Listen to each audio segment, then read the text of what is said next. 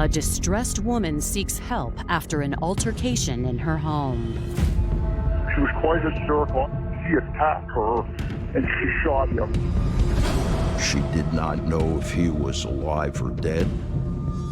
There was not a question of who did it. It was more of a question of why did it happen? The investigation uncovers terrifying allegations of mental and physical abuse. He's been coming after us for 3.5 years. Did he ever get physical? It's emotional like you wouldn't believe. But when a series of lies are exposed, detectives must sort fact from fiction in this high-profile couple's history. They would travel, they would go to functions, they were in magazines. She was carrying a weapon in front of Secret Service. She tells the nurses she'd been poisoned. Was she fearing for her life, or was she executing a thorough plot? She didn't know what else to do. It got to that point where she snapped.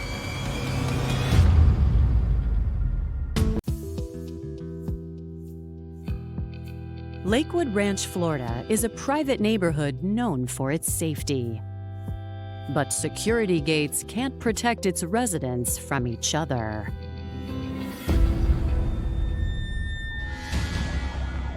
At 7 p.m. on September 27, 2020, sheriff's deputies are called to the scene of a domestic disturbance. Dispatch receives a 911 call from an older man saying that his neighbor has just come to his house and that she had shot her husband. She came in, she was quite hysterical. She said that he attacked her and she shot him. Just between you and me, the son of a bitch has been harassing them and threatening them for a long time. The caller identifies the woman as 28-year-old Ashley Benefield. He says the victim is her estranged husband, 58-year-old Doug Benefield. Doug and Ashley were not living together. They had not been living together for about 3 years. She did not know if he was alive or dead. The neighbor was very concerned that he might be coming to the door next. Where is the gun? Is it with her, or is it just... I have it right here, ma'am. I'm also armed if he does come over and try to harm her. And Ashley's family is due to return at any moment. Ashley was living with her mother and her daughter, and Ashley's mom decided to just take her to the park. That was typical for them. They went to the park every night in the summer. I'm kind of concerned with her mother and the little girl might get back there and find this. Deputies are running as fast as they can, okay? When the neighbor was on the phone with the dispatcher, he told them that Ashley was going to come out. And they instructed him to tell her to have her hands up and just to walk out towards the deputies. She was absolutely very much in a state of shock. It's a lot of information for the mind to process. Ashley is unable to tell deputies what led to the shooting, so they put her in a patrol car and enter the house to look for Doug.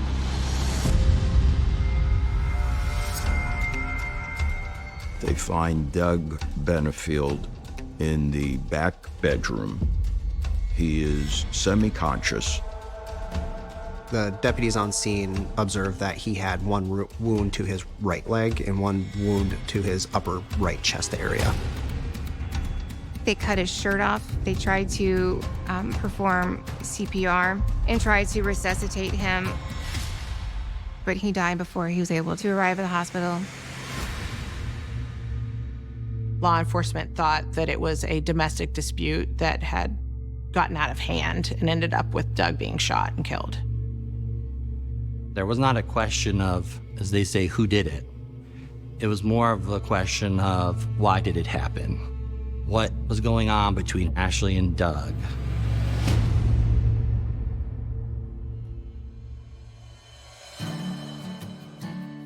Doug Benefield was born on October 2, 1961, and grew up in a military family. Doug grew up in Huntsville, Alabama. His father was working for NASA at the Space Center there on project development. His mother, Suzanne, was a stay-at-home mom. Doug's parents were at church most every Sunday, and that really made an imprint for his whole life. Doug finished high school there before going off to college. And his intention after Texas A&M was to go off to medical school. The U.S. Navy offered to pay for Doug's medical school, but after he enlisted, his career path took a different turn. He ends up operating off aircraft carriers as a naval flight officer during Desert Storm and making 2 deployments. After the Navy, Doug used his family connections to become an entrepreneur. In 1999, Doug retires from active service, stays in the Navy Reserves. He's gotten introduced to all the things going on with the renovations and the restoration of downtown Charleston. So he decides to open a restaurant, and it was fabulously successful. Only one thing was missing from Doug's life: a family of his own. When Doug met Renee at this Irish pub, she was a single mom, 2 boys, raising them by herself. Very, very intelligent, college graduate, very strong practicing Christian. All of those things attracted Doug. Doug and Renee married the same year they met. Their daughter Eva was born 2 years later in 2001. They spent 16 years together until Renee tragically died of an undiagnosed heart condition. The loss of Renee was just a crushing blow. It caused him to go even stronger into his faith. Dealing with the tragedy of losing Renee the way they did, Doug and Eva became even closer than they already were. The last thing on Doug's mind was another relationship. But the following year, he met a beautiful young woman named Ashley Byers. In August of 2016, Doug's investor partners and their political action committee have decided that they're going to back Donald Trump. And then there's a presidential candidate event in West Palm Beach, Florida. And Doug's invited. At the time, Ashley is the events coordinator, a volunteer on the Donald Trump staff. Though Doug was 54 at the time and Ashley was 24, they had a lot in common. They bonded quite a bit over religion. They bonded over politics. They had the same political views. They had a very faith-based approach to life. They also had a very open attitude toward guns. Both of them were concealed carry permit holders, and Ashley was carrying a weapon the first night that Doug met Ashley in front of Secret Service. All of what Ashley presented, not only physically, but in her interest and in her belief system, grew that initial attraction. Over the course of the night, Doug learned Ashley hadn't always been involved in politics. Her first love was dancing. She began ballet at a very young age. She loved it. She loved to dance. She joined a dance company after high school, and she danced professionally up until her early 20s when she sustained a knee injury. She then segued into modeling and was working as a swimsuit model. And then in 2016, she and her mother went to the Robarts Arena in Sarasota to attend a Donald Trump event. And Mr. Trump picked her out of the crowd. And after talking with him, he hired her to work for him. Ashley gets along really well with people. So she did a very good job. Doug was immediately smitten by Ashley, and the feeling was mutual. She was attracted to his, what she perceived as maturity. He knew what he wanted, and he had the same priorities as her. It was a mutual obsession. After a meeting at the political rally, they decided to get married just 13 days later in a private ceremony. As a strong practicing Christian, Doug was completely set on marrying quickly. Doug doesn't tell anyone in the family about marrying Ashley. He knew he had to do it in private and quietly, or we would have stopped him. After the wedding, Ashley left the campaign trail to start a life with Doug in Charleston. They would travel, they would go to functions where they dressed very nice. They were in magazines. In 2018, their family grew when Ashley gave birth to a daughter. But by 2020, it had all fallen apart. Now, Doug is dead after Ashley shot him in what appears to be a case of domestic violence. While Ashley's in the back of the patrol car, still on scene, her mother returns from the park, and she has Ashley's daughter with her. She approached the house and started seeing everything that was going on. She believed that Ashley was dead. She walks up with the, "Oh my God, my daughter. He killed her. He finally killed her." He's never been coming after us for 3.5 years. 3.5 years he had been begging for help, and nobody has helped us. Has he been arrested for domestic before? He knows how to play the game. Does he ever get physical? It's emotional like you wouldn't believe. Ashley's mother says they've already reached out to Ashley's attorneys, who called a therapist aware of Doug and Ashley's history to the scene for support. They stay with Ashley's daughter, while officers accompany Ashley to the sheriff's office to make a statement. At the station, they find her attorneys already there waiting for them. The fact that the therapist was on the scene so quickly and that these attorneys appeared certainly made the investigators leery. This case was going to be very complicated. Coming up, detectives hear about claims of abuse. The most aggressive Doug had been with her was after she told him that she was pregnant. But the crime scene raises questions about Ashley's story. The trajectory of the fatal bullet indicated that he wasn't coming directly at her.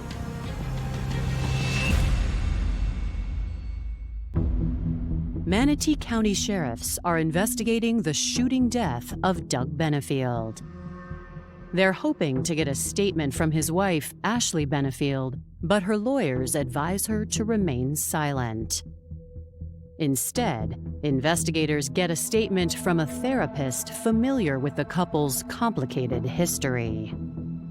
Dr. Barbara Russell is a therapist who specializes in domestic violence, and Dr. Russell was very well aware of this relationship. I first got involved with this case when I met Ashley in the spring of 2020 at the recommendation of her attorney. Dr. Russell tells investigators that the Benefields' marriage started out like the perfect partnership. Ashley always had a love of ballet, and she wanted to start a ballet company.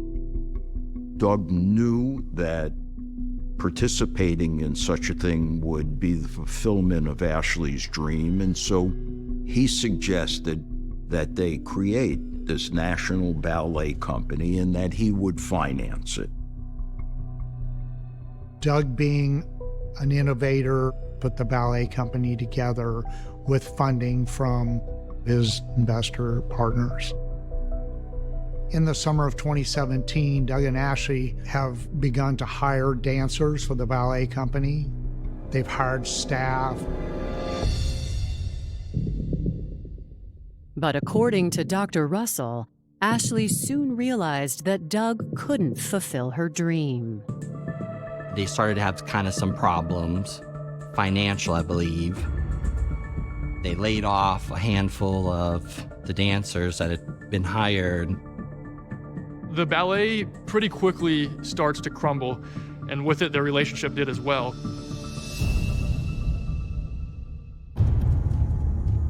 Fights between the two became frequent, and Ashley said Doug turned out to be a different man than the one she'd fallen in love with.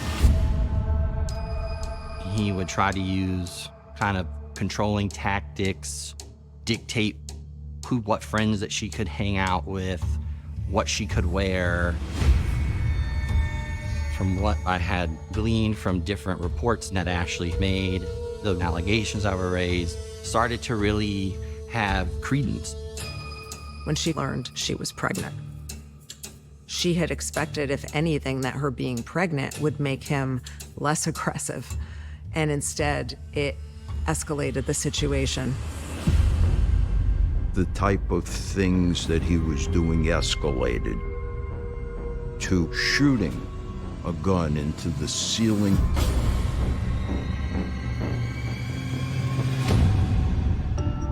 Fearing for her life and the life of their unborn child, Ashley obtained a protective order against Doug. According to Dr. Russell, Ashley left him a note ending the marriage and went to live with her mother in Florida. But Doug couldn't accept it. She had really hoped that he would stay away.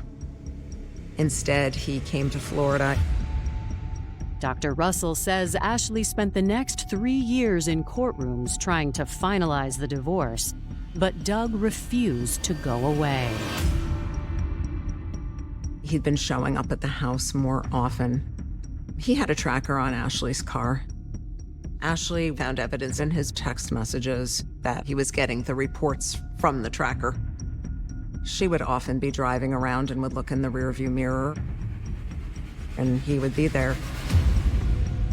By that point, we had gone through a couple years of cases pending in the courts. We still had the divorce pending and an attempt to co-parent with each other, but she wanted to have her daughter 100% of the time.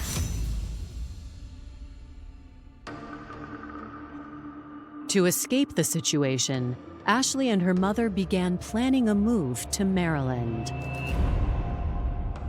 She wanted a sense of peace. She was hoping that moving to Maryland would bring that.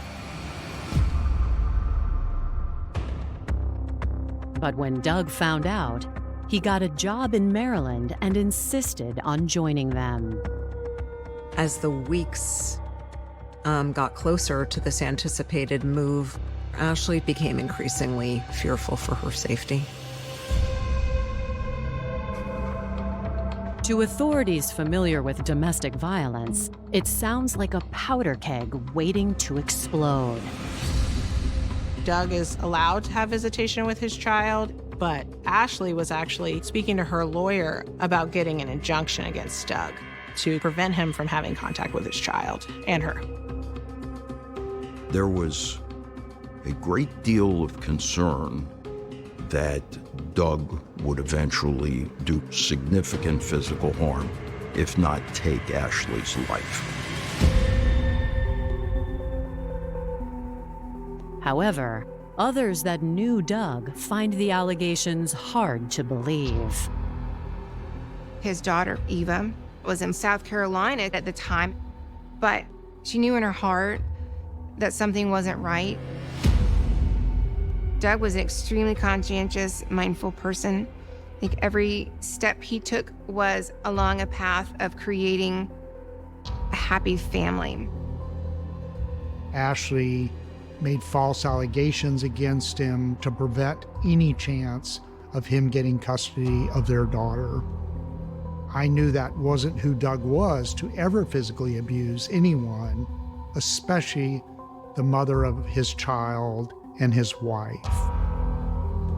Law enforcement needs credible evidence to support her claims, or they needed to get to the bottom of what was going on in the family.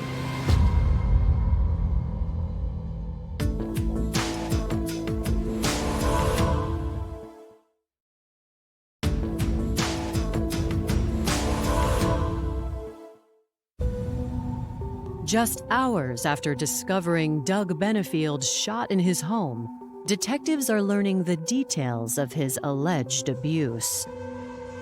But they want to hear from his wife, Ashley Benefield, about the circumstances of the shooting itself. I have a search warrant, okay? And your attorney's here. I'm going to give it a copy to both of you so you guys can read it. Law enforcement gave her the opportunity to make a statement, and she refused. Ashley was not in a good state of mind to give any kind of a statement. She was very overwhelmed emotionally. Although she invokes her right to remain silent, Ashley cooperates with the rest of the investigation. After they swabbed Miss Benefield for DNA and took photographs, they released her to go home. Because Ashley didn't give a statement and there were no witnesses, law enforcement only could go based on what was found at the crime scene, Doug's body, and then what they could do through interviewing other people involved.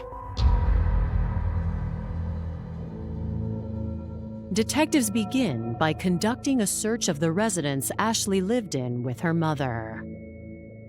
The crime scene technicians recover spent shells in the bedroom. There were 4 shots that were actually fired. There was a mattress, a hamper, and a backpack. Law enforcement found that in that backpack there was a firearm. We knew it wasn't the murder weapon because we had the murder weapon. They also found another firearm in the pantry of the kitchen. It was a red flag for law enforcement that this home was almost emptied, and yet there were 3 firearms. The fact that there was nothing else in the house seemed to indicate that maybe they were expecting a problem.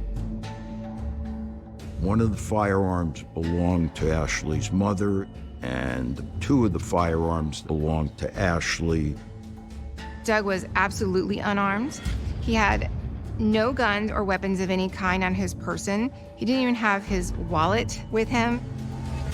He's wearing his flip-flops like he always does. He's wearing a t-shirt. He doesn't have anything on him, nothing to defend himself.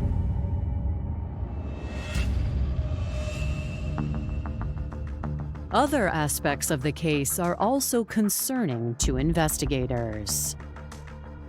The fact that a therapist was on the scene within minutes is unheard of. I received a phone call from Ashley's family law attorney.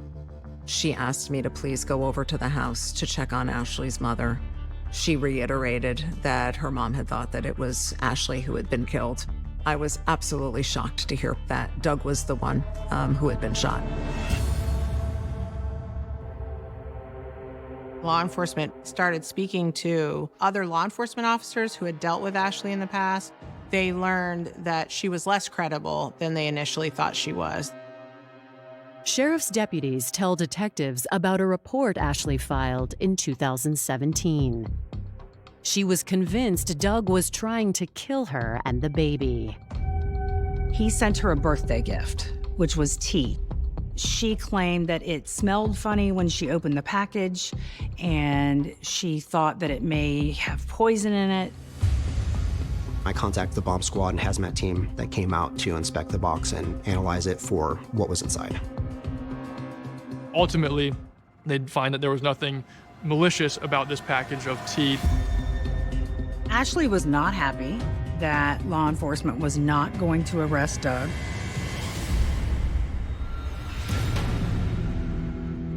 Investigators are forced to consider whether Ashley's tea poisoning allegations were intended to serve a different purpose.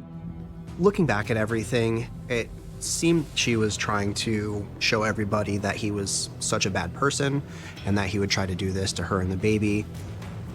At the conclusion of the interview with her that day, I definitely was left with the impression of there's something going on here on both sides of this. Maybe she's not being 100% truthful. Coming up, Doug's loved ones cast further doubt on the circumstances of his death. Doug was being accused of things that were impossible, that he would never, ever in a million years do. And investigators suspect it might have been a cover-up for murder. We had a motive. We had a history. We had a pattern of behavior on her part.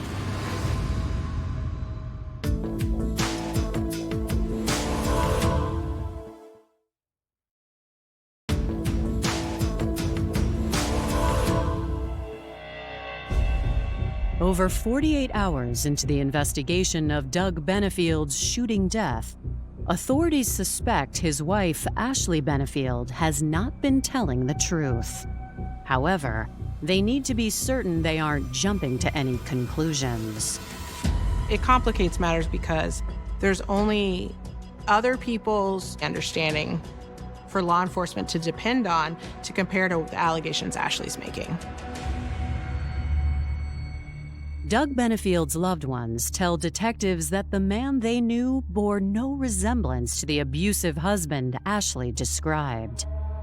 Doug was being accused of things that were impossible, that he would never, ever in a million years do.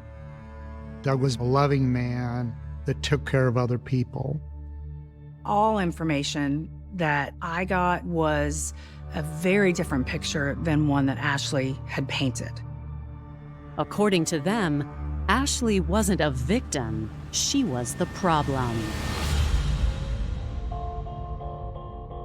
Doug's older daughter, Eva, says the tensions in their household started as soon as Ashley moved in. She said that Ashley would throw tantrums and seemed jealous of Eva. She didn't want Doug to choose Eva over her. Eva tells investigators that Ashley's jealousy was even more extreme when it came to Eva's mother. Ashley came in and she wanted to get rid of Renee. She didn't want Renee's pictures. She didn't want Renee's home decor. Eva also reported to law enforcement Ashley told her she needed to stay away from her father because her father had also killed her mother. Ashley also went as far as contacting law enforcement and trying to get Renee's body exhumed because she was making allegations that Doug had also poisoned Renee. At the time, South Carolina police had confirmed with the coroner that Renee died of natural causes. She never stopped doing that on a regular basis. Ashley consistently would accuse Doug of things that many times were not true and were unprovable. When detectives review the court filings, they find some of Ashley's accusations had a basis in reality. But they were amplified to support her depiction of Doug. It is clear that Doug did some things that would not be appropriate. Doug, in a deposition, talked about some of these behaviors that she was accusing him of. One of them was punching holes in the walls. He admitted he punched holes in the wall one time in South Carolina. He also talked about the shooting of the gun into the ceiling. He said he did that out of frustration. He made poor choices and let his emotions get the best of him. But those things not only were separated in time, but still don't warrant Ashley shooting and killing him years later. Investigators find the timing of the poisoning allegations to be of particular interest. The spring of 2018, Doug reached out to my law firm to set up an appointment to discuss options for reaching out to Ashley because he and Ashley were getting ready to have their baby. She went into Tampa General Hospital the very next day after she got my email. Ashley tells the nurses she's been poisoned and that she wants to deliver her baby. She ultimately ends up getting induced and then delivering her daughter. Ashley not only doesn't put a father down on the birth certificate, she also doesn't give their daughter Doug's name. Ashley used the alleged poisoning to keep Doug from seeing the child for 6 months until he took her to court. And the judge, after hearing the evidence, said that there was no evidence that there was any poisoning and that Ashley was not a credible witness. And she ends up giving Doug visitation with his child. Ultimately, they had to figure out time sharing and work out co-parenting on the weekends.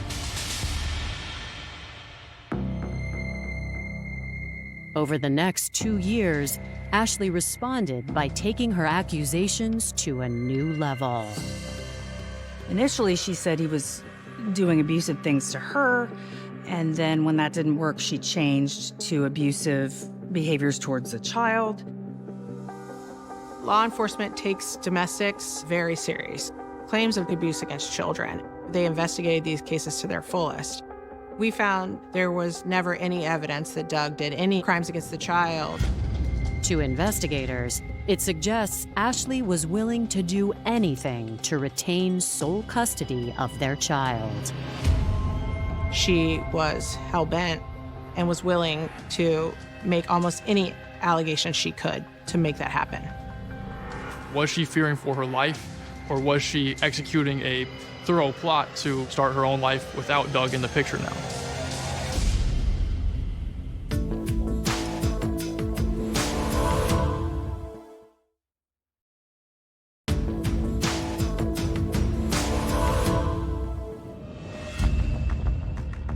Detectives investigating Doug Benefield's death believe Ashley Benefield might be trying to cover up a murder plot years in the making. And when they speak to Doug's attorney, she confirms their suspicions about Ashley's motives. September 30th, just 3 days after the homicide occurs, there was a hearing scheduled with the family law judge to find out if Doug gets more custody of this child. They were going to go back before this judge who seemingly did not believe anything Ashley said. She didn't know what else to do. I think it got to that point where she snapped.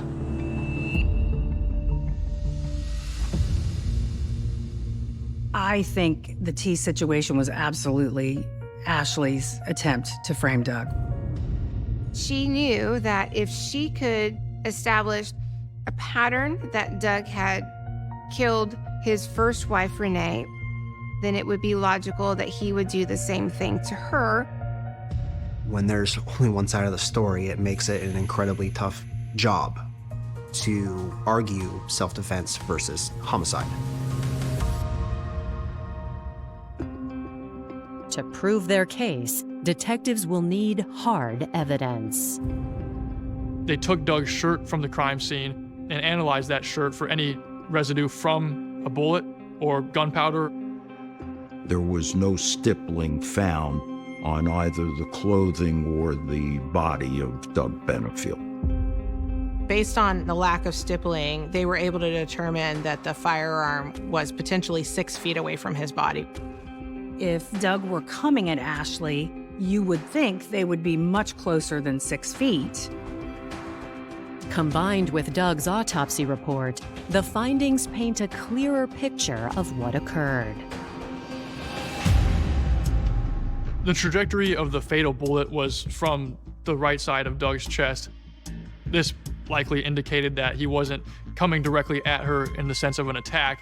He was probably turning around, which then put into question whether or not her use of lethal force was actually necessary in that moment. We would expect to see X, Y, and Z pieces of evidence to indicate that this was truly self-defense. And everything put together really says this doesn't seem like it.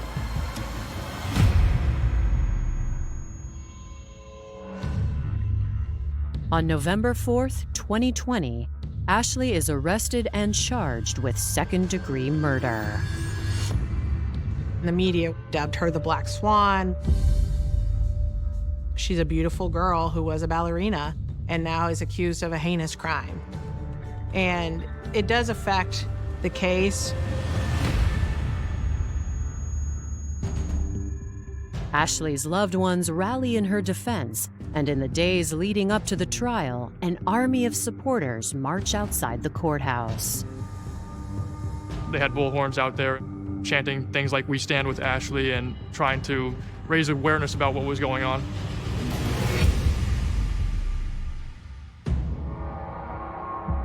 When the trial begins on July 23, 2024, Ashley's attorneys use those grounds well to their advantage. The defense made it very clear this was a case of self-defense and that Ashley didn't have a choice but to shoot and kill Doug. Ashley said on multiple occasions that she was afraid for her safety, that she was afraid for her life. Our way to combat that is to try and show that we had a motive, we had a history, we had a pattern of behavior on her part. We were very concerned about alienating a jury or making them think we were picking on Ashley, when in fact we're just trying to show that she's been telling tales. Ashley is the only one who knows for certain what happened that night. And so far, she's refused to talk. But in a surprising move, she decides to testify in her own defense.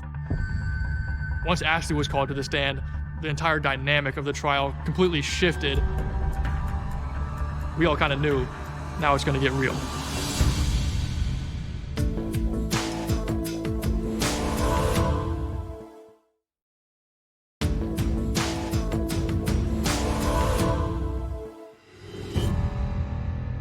For the first time since shooting her husband in September 2020, Ashley Benefield breaks her silence.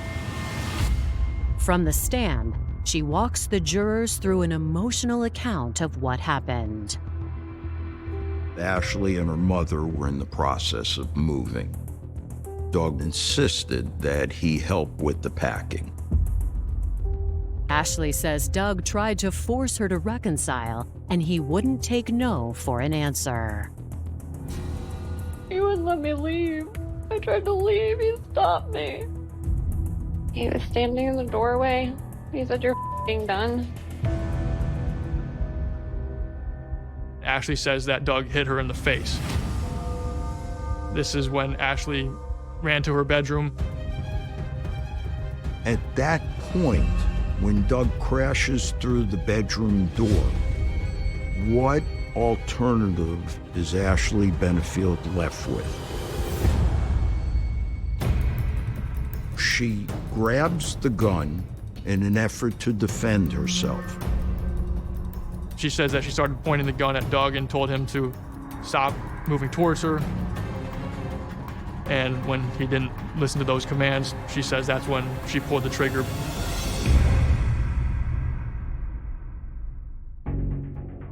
During cross-examination, prosecutors challenge the details of Ashley's story. You say he slapped you? I wouldn't know how to classify it. He struck me, he hit me. Okay, so he's standing there, he turns to like this and starts moving his arms around. Well, show me, what was he doing? It was very clear to us that Ashley's testimony on the stand was performance, not truth.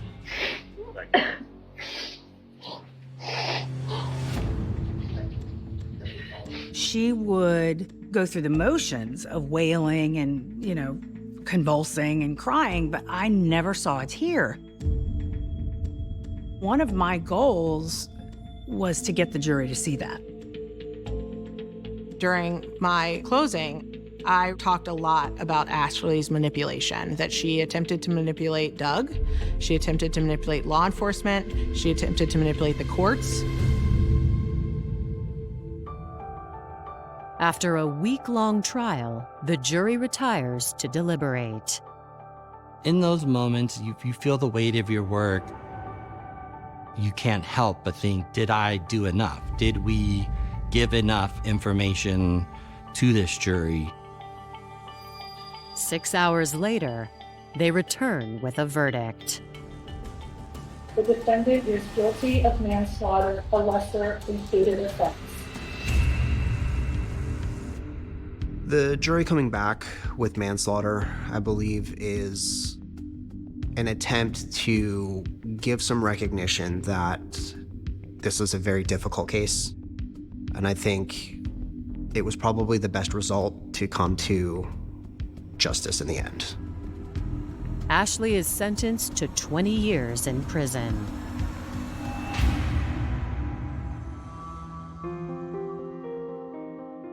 In a press conference afterward, Doug's loved ones address their feelings about the case. We're thankful that the lesser charge was allowed. We knew we could achieve that. We proved that Doug Benefield was not in the condition or the person they tried to make him out to be. Any message you'd like to send to Ashley? We know this was traumatic for her also. No one wins in this case. The outcome in this case has a significant impact on her daughter because now she's without both of her parents. There's no replacing Doug Benefield.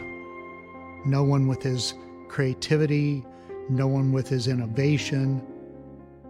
It's crushing not to have him around for Eva, for our entire family.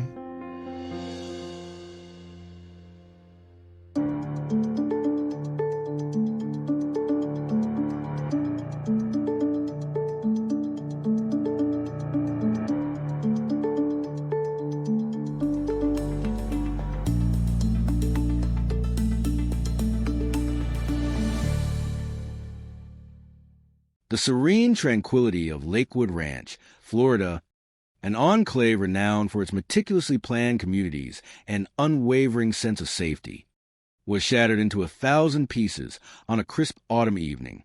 The date was the 27th of September, in the year 2020, and as the gentle twilight began to paint the skies with hues of purple and orange, a drama of profound and ultimately tragic human dimensions unfolded behind the meticulously manicured hedges and security gates.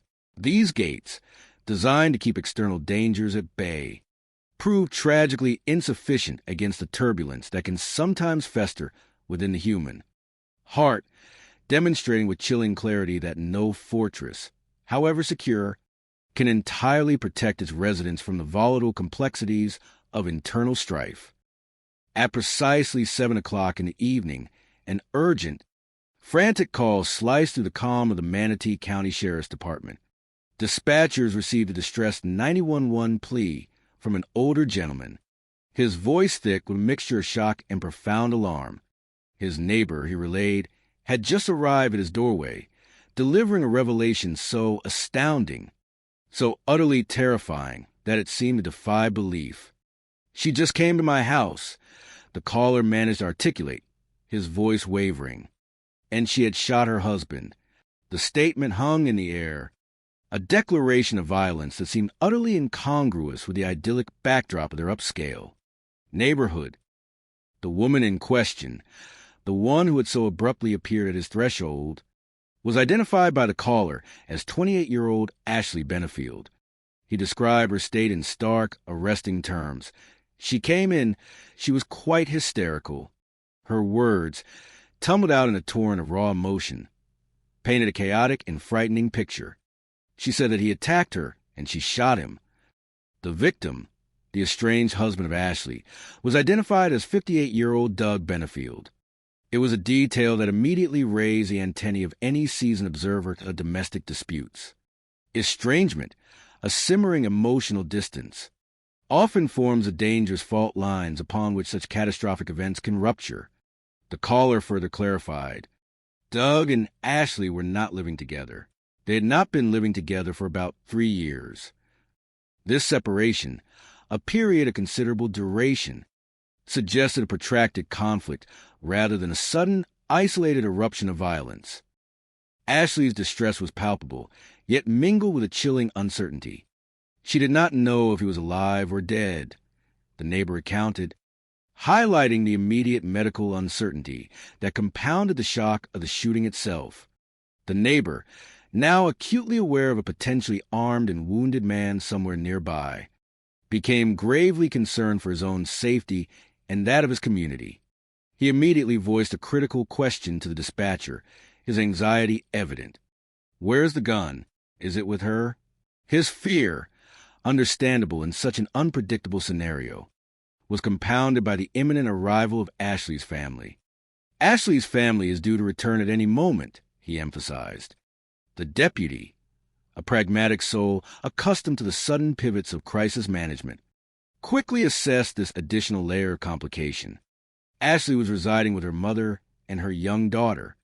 Earlier that evening, in a routine that felt achingly normal now, Ashley's mom decided to just take her to the park. That was typical for them. They went to the park every night in the summer.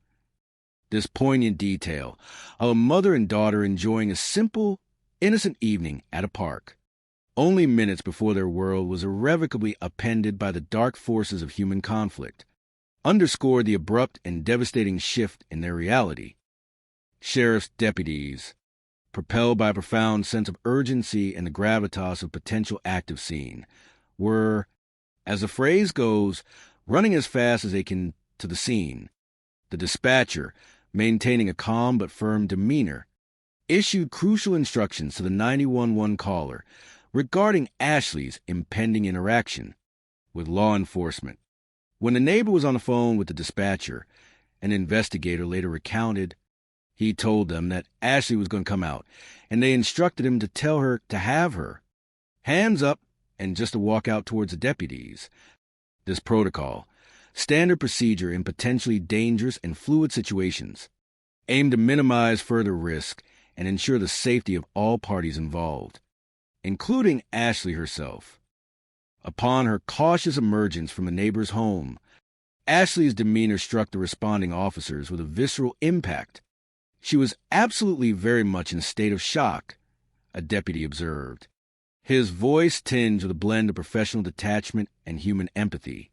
The human mind, under the oppressive weight of sudden, catastrophic trauma, often struggles to maintain coherence. It's a lot of information for the mind to process, the deputy explained, highlighting the immediate psychological disarray that often accompanies such profound events. In her acute emotional overwhelm, Ashley was incapable of articulating the sequence of events, the precise, agonizing genesis of the shooting itself. Her words, if they came, were fragmented, incoherent, and ultimately unhelpful in clarifying immediate circumstances.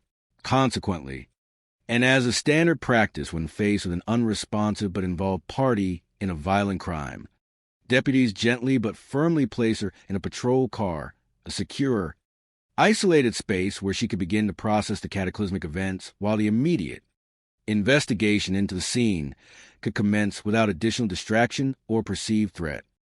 With Ashley contained, the deputies, now acutely aware of the gravity of the situation and the critical need to assess the victims' status, carefully entered the residence.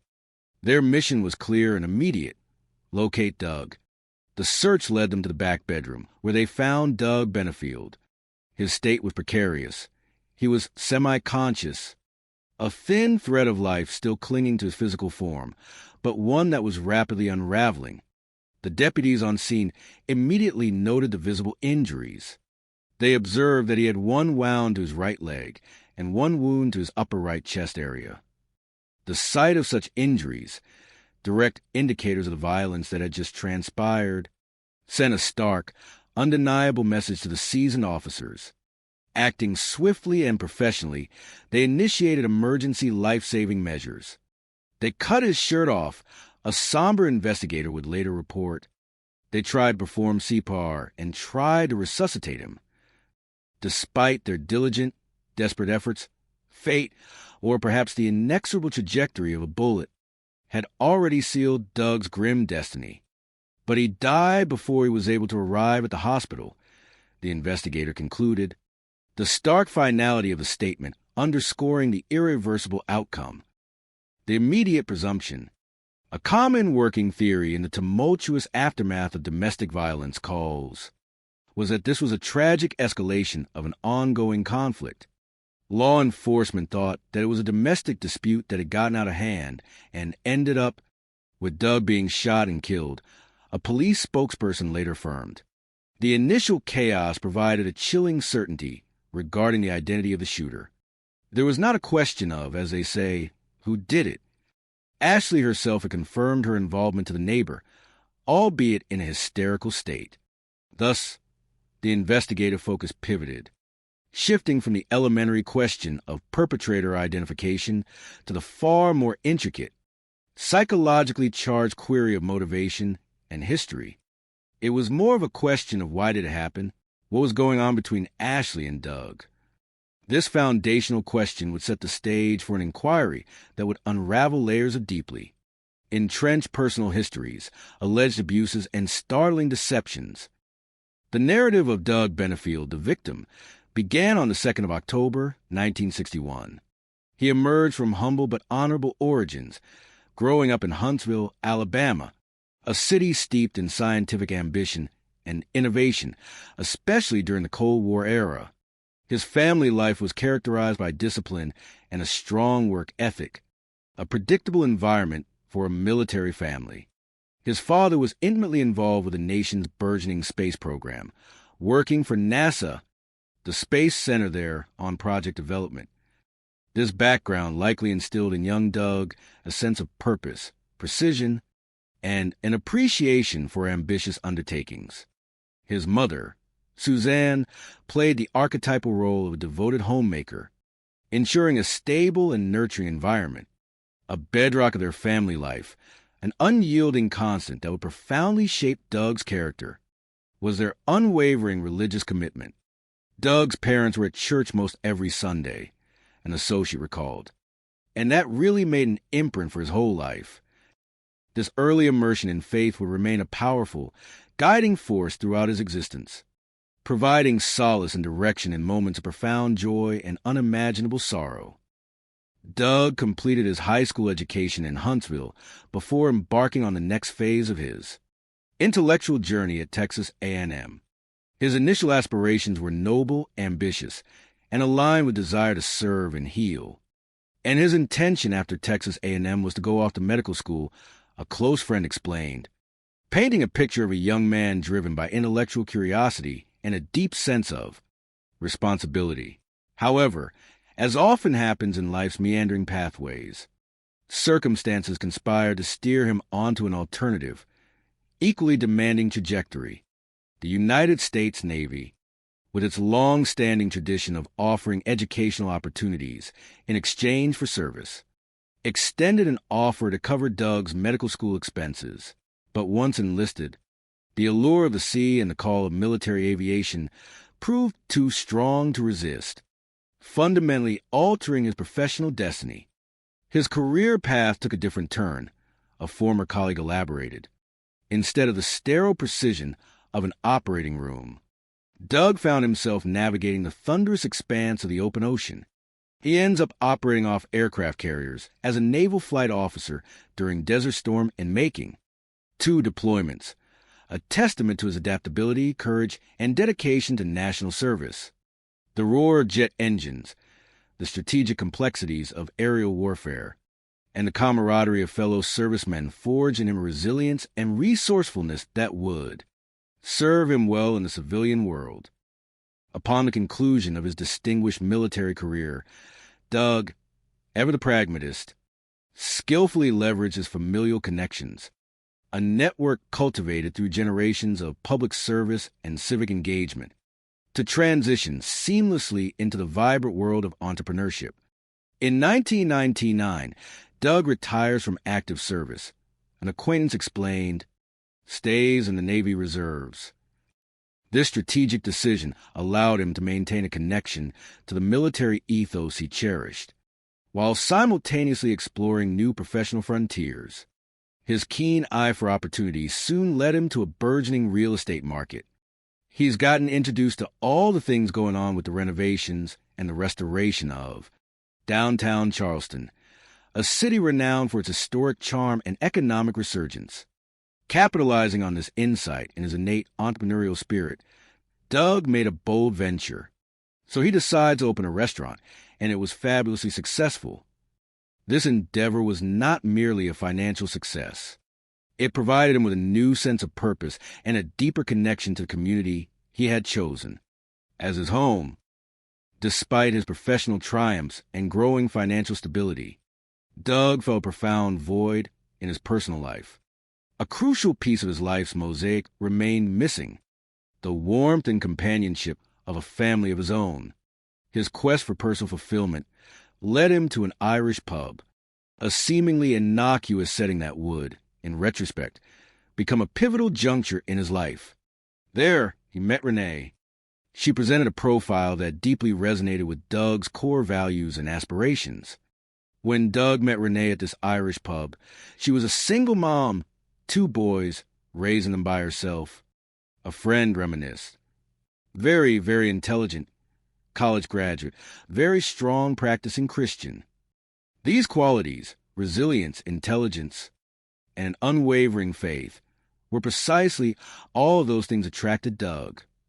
Their connection was immediate and profound, a testament to shared values and a mutual desire for stability and companionship. Doug and Renee, propelled by a sense of destiny and a deep-seated longing for a shared future, married within the same year they met. Their union was quickly blessed with the birth of a daughter, Eva, born 2 years later, in 2001, completing the family unit Doug had so ardently yearned for. Their life together spanned a significant period. They spent 16 years together, a testament to their enduring commitment and shared journey. However, their story, like so many others, was destined for an unforeseen, heart-wrenching twist. Renee's life was tragically cut short, not by violence or prolonged illness, but by an undiagnosed heart condition. The suddenness of her passing was a brutal, crushing blow to Doug and their daughter. The loss of Renee was just a crushing blow, a family friend described, his voice thick with the memory of the collective grief. In the face of such profound, senseless tragedy, Doug, true to his foundational upbringing, sought refuge and solace in the spiritual anchors of his life.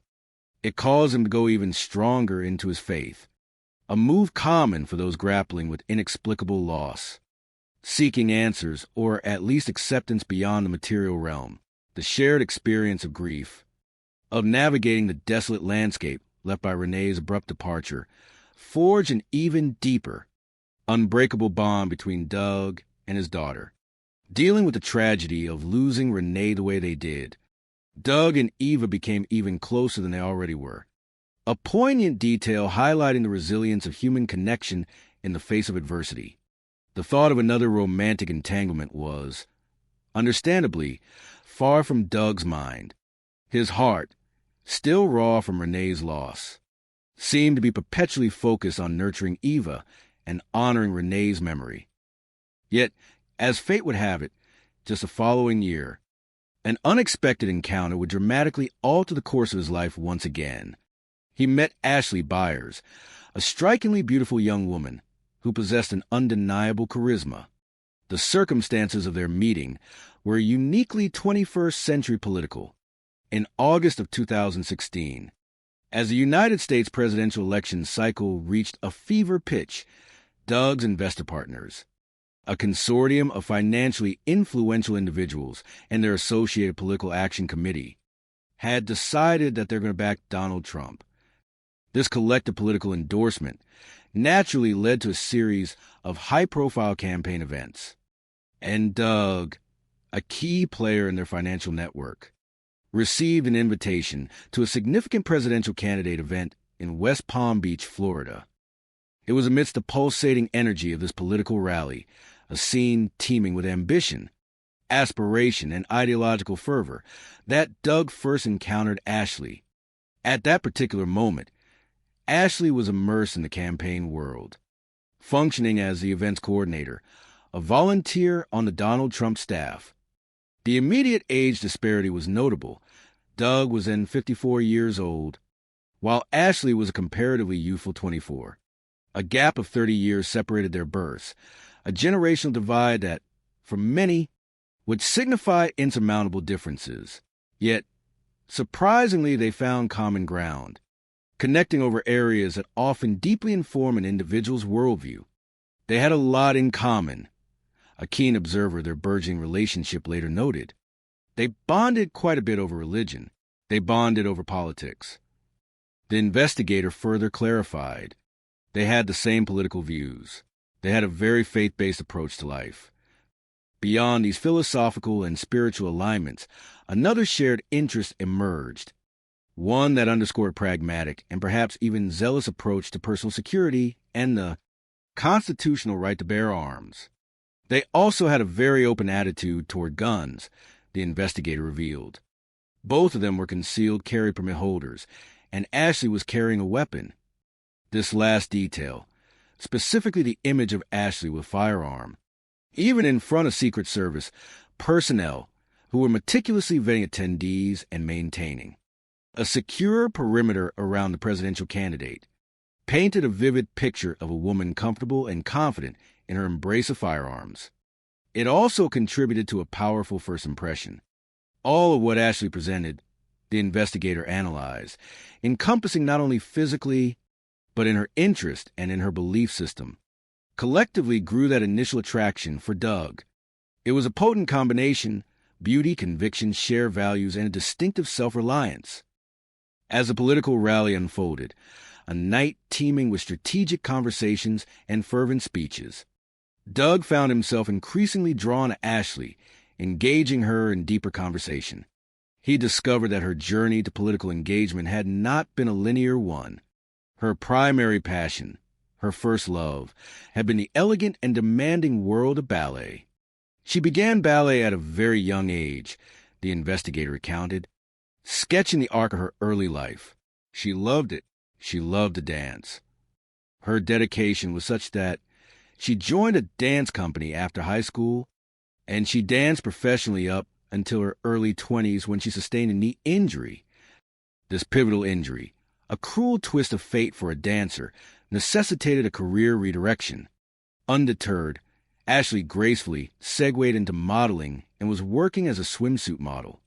This demonstrated a resilient adaptability, an ability to transition skills and presence into different, visually oriented fields. The path back to politics was rather serendipitous. And then in 2016, she and her mother went to the Rob Arts Arena in Sarasota to attend a Donald Trump event, and Mr. Trump picked her out of the crowd, and after talking with him, he hired her to work for him. This anecdote, depicting a sudden and auspicious entry into a high-stakes world, added another layer to Ashley's public persona, someone capable of making an immediate impression, possessing a natural charm. Ashley gets along really well with people, the investigator observed, so she did a very good job. Doug was, by all accounts, immediately smitten by Ashley's magnetic presence, her compelling life story, and her vibrant personality. The feeling, it appeared, was strikingly mutual.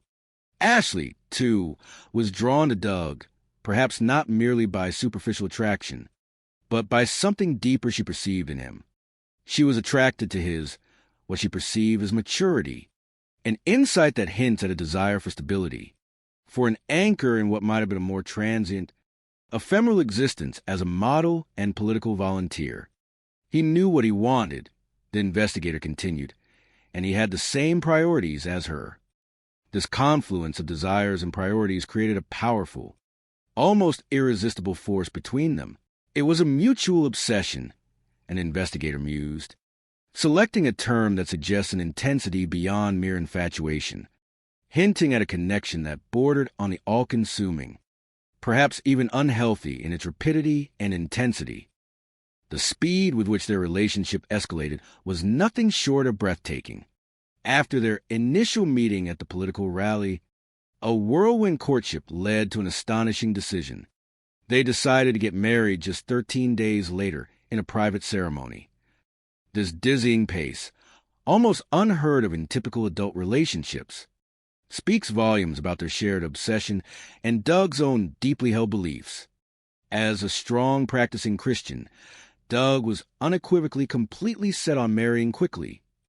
For a man of his faith, committed to spiritual principles and the sanctity of marriage, a rapid union with a woman who shared his foundational beliefs may have been perceived not as reckless, but as divinely guided, a matter of principle rather than mere convenience. However, the sheer speed and secrecy of the marriage immediately raised red flags for Doug's closest relations. Doug doesn't tell anyone in the family about marrying Ashley. A family member later expressed with a palpable sense of dismay and foreboding the omission of such a monumental life event from his immediate family, particularly his cherished daughter, Eva, was a profound departure from his usual character. The family member added a chilling postscript to their observation. He knew he had to do it in private and quietly, or we would have stopped him. This statement suggests a clear awareness on Doug's part that his family would have perceived this rapid union as ill-advised, perhaps even dangerous, and would have intervened to protect him. Their concern was not merely rooted in disapproval of Ashley, but in the suspicious alacrity of the decision itself, an alacrity that felt uncharacteristic of the usually thoughtful and deliberate Doug.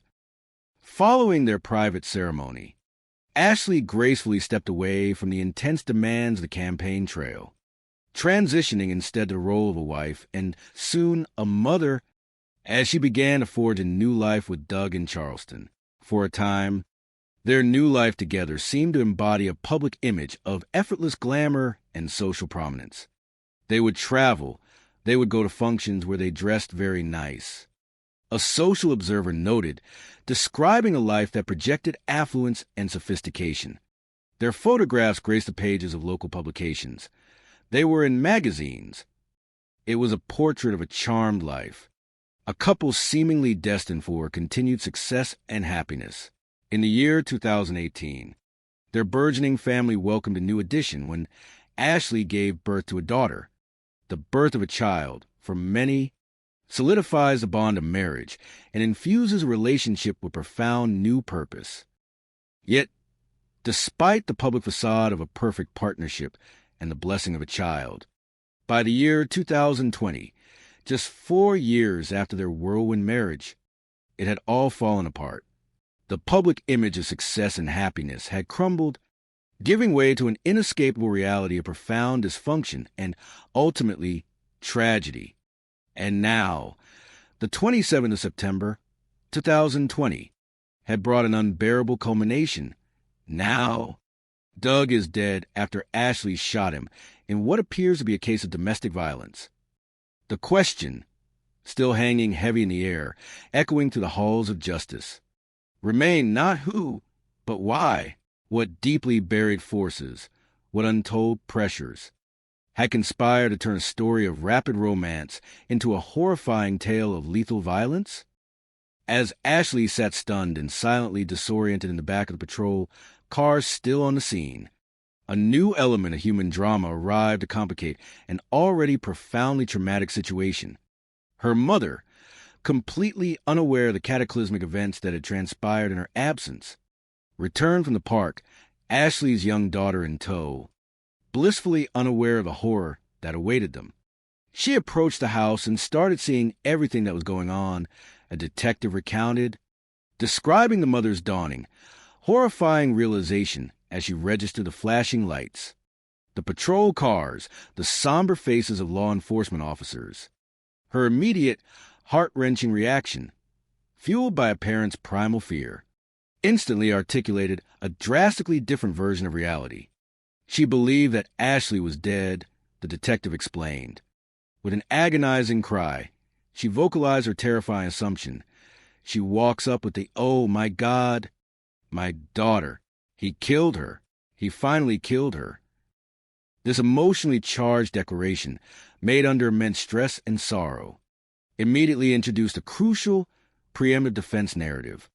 "He had been coming after us for 3.5 years, Ashley's mother exclaimed, directly implicating Doug as a relentless aggressor, not a victim.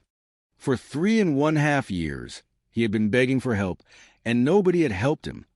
She continued, her voice laden with a sense of frustrated desperation and perceived institutional failure. This outburst, while entirely understandable from a distressed mother, also served to plant the seeds of an alternate interpretation of events for the deputies present. It signaled a history of conflict, a pattern of perceived threats, and suggested that Ashley and her family had been living under the shadow of persistent fear. As a seasoned criminal psychology analyst, I immediately noted the implications of such statements delivered spontaneously at a crime scene. These are not carefully constructed narratives, but often raw expressions of a deeply held belief or a well-rehearsed internal story. The mother's vehement statements strongly suggested that Doug had been cast in the role of antagonist within their family's lived experience for a considerable period. This immediate framing would significantly influence how investigators approach the initial interviews and the gathering of background information.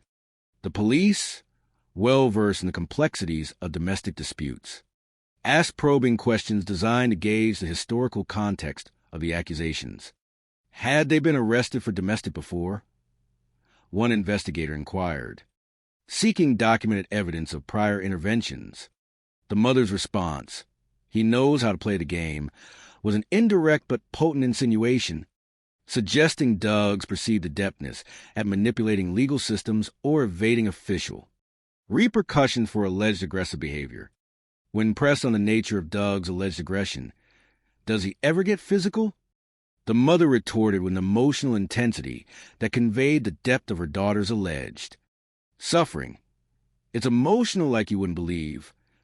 This emphasis on psychological rather than overt physical abuse provided a more nuanced, yet still alarming, picture of the alleged domestic dynamic. The immediate arrival of legal counsel and a therapist further signaled the extraordinary complexities of the situation. Ashley's mother immediately stated that they had already reached out to Ashley's attorneys, a remarkable speed in securing legal representation after such a traumatic event. Furthermore, these attorneys had called a therapist aware of Doug and Ashley's history to the scene for support. The presence of a mental health professional specializing in such fraught domestic situations, combined with the almost instantaneous arrival of legal counsel, created an environment that was, from an investigative standpoint, profoundly unusual. The fact that the therapist was on the scene so quickly and that these attorneys appeared certainly made the investigators leery. A veteran detective conceded, the suspicion inherent in his tone. This confluence of legal and psychological support, orchestrated with such swiftness, indicated a calculated response, not merely a spontaneous reaction to trauma. This case was going to be very complicated. The detective concluded, a significant understatement given the layers of narrative and counter-narrative that would soon unfold. The unfolding drama promised claims of abuse that, if true, would profoundly impact the perception of the shooting. The most aggressive Doug had been with her was after she told him that she was pregnant, a detail that, if substantiated, would be incredibly damning, suggesting a predatory escalation of control and violence. However, the initial scrutiny of the crime scene itself, the cold, unyielding language of physical evidence, had already begun to cast a shadow of doubt over parts of the rapidly forming narrative. But the crime scene raises questions about Ashley's story, an early insight revealed, hinting at discrepancies that often arise when an emotionally charged account meets the objective scrutiny of forensic science. The trajectory of the fatal bullet indicated that he wasn't coming directly at her, a crucial early finding that directly contradicted the archetypal self-defense scenario of A, direct frontal assault. The Manatee County Sheriff's deputies were now embarking upon a thorough investigation into the shooting death of Doug Benefield, understanding acutely that the truth would likely be far more convoluted than initial appearances suggested. Their primary objective was to obtain a comprehensive, coherent statement from Ashley Benefield regarding the circumstances of the shooting itself. This direct account from the involved party is often invaluable in reconstructing events. I have a search warrant, okay, and your attorney's here. I'm going to give it a copy to both of you so you guys can read it. An officer stated to Ashley and her lawyers, indicating the formal steps being taken. However, despite the gravity of the situation and the critical need for her testimony, Ashley, under the immediate counsel of her attorneys, chose a different path. Law enforcement gave her the opportunity to make a statement, and she refused. This exercise of her Fifth Amendment right, while constitutionally protected, nevertheless presented a significant obstacle to the investigators, immediately denying them direct insight into her version of the fatal confrontation. Her lawyers argued that Ashley was not in a good state of mind to give any kind of statement. She was very overwhelmed emotionally.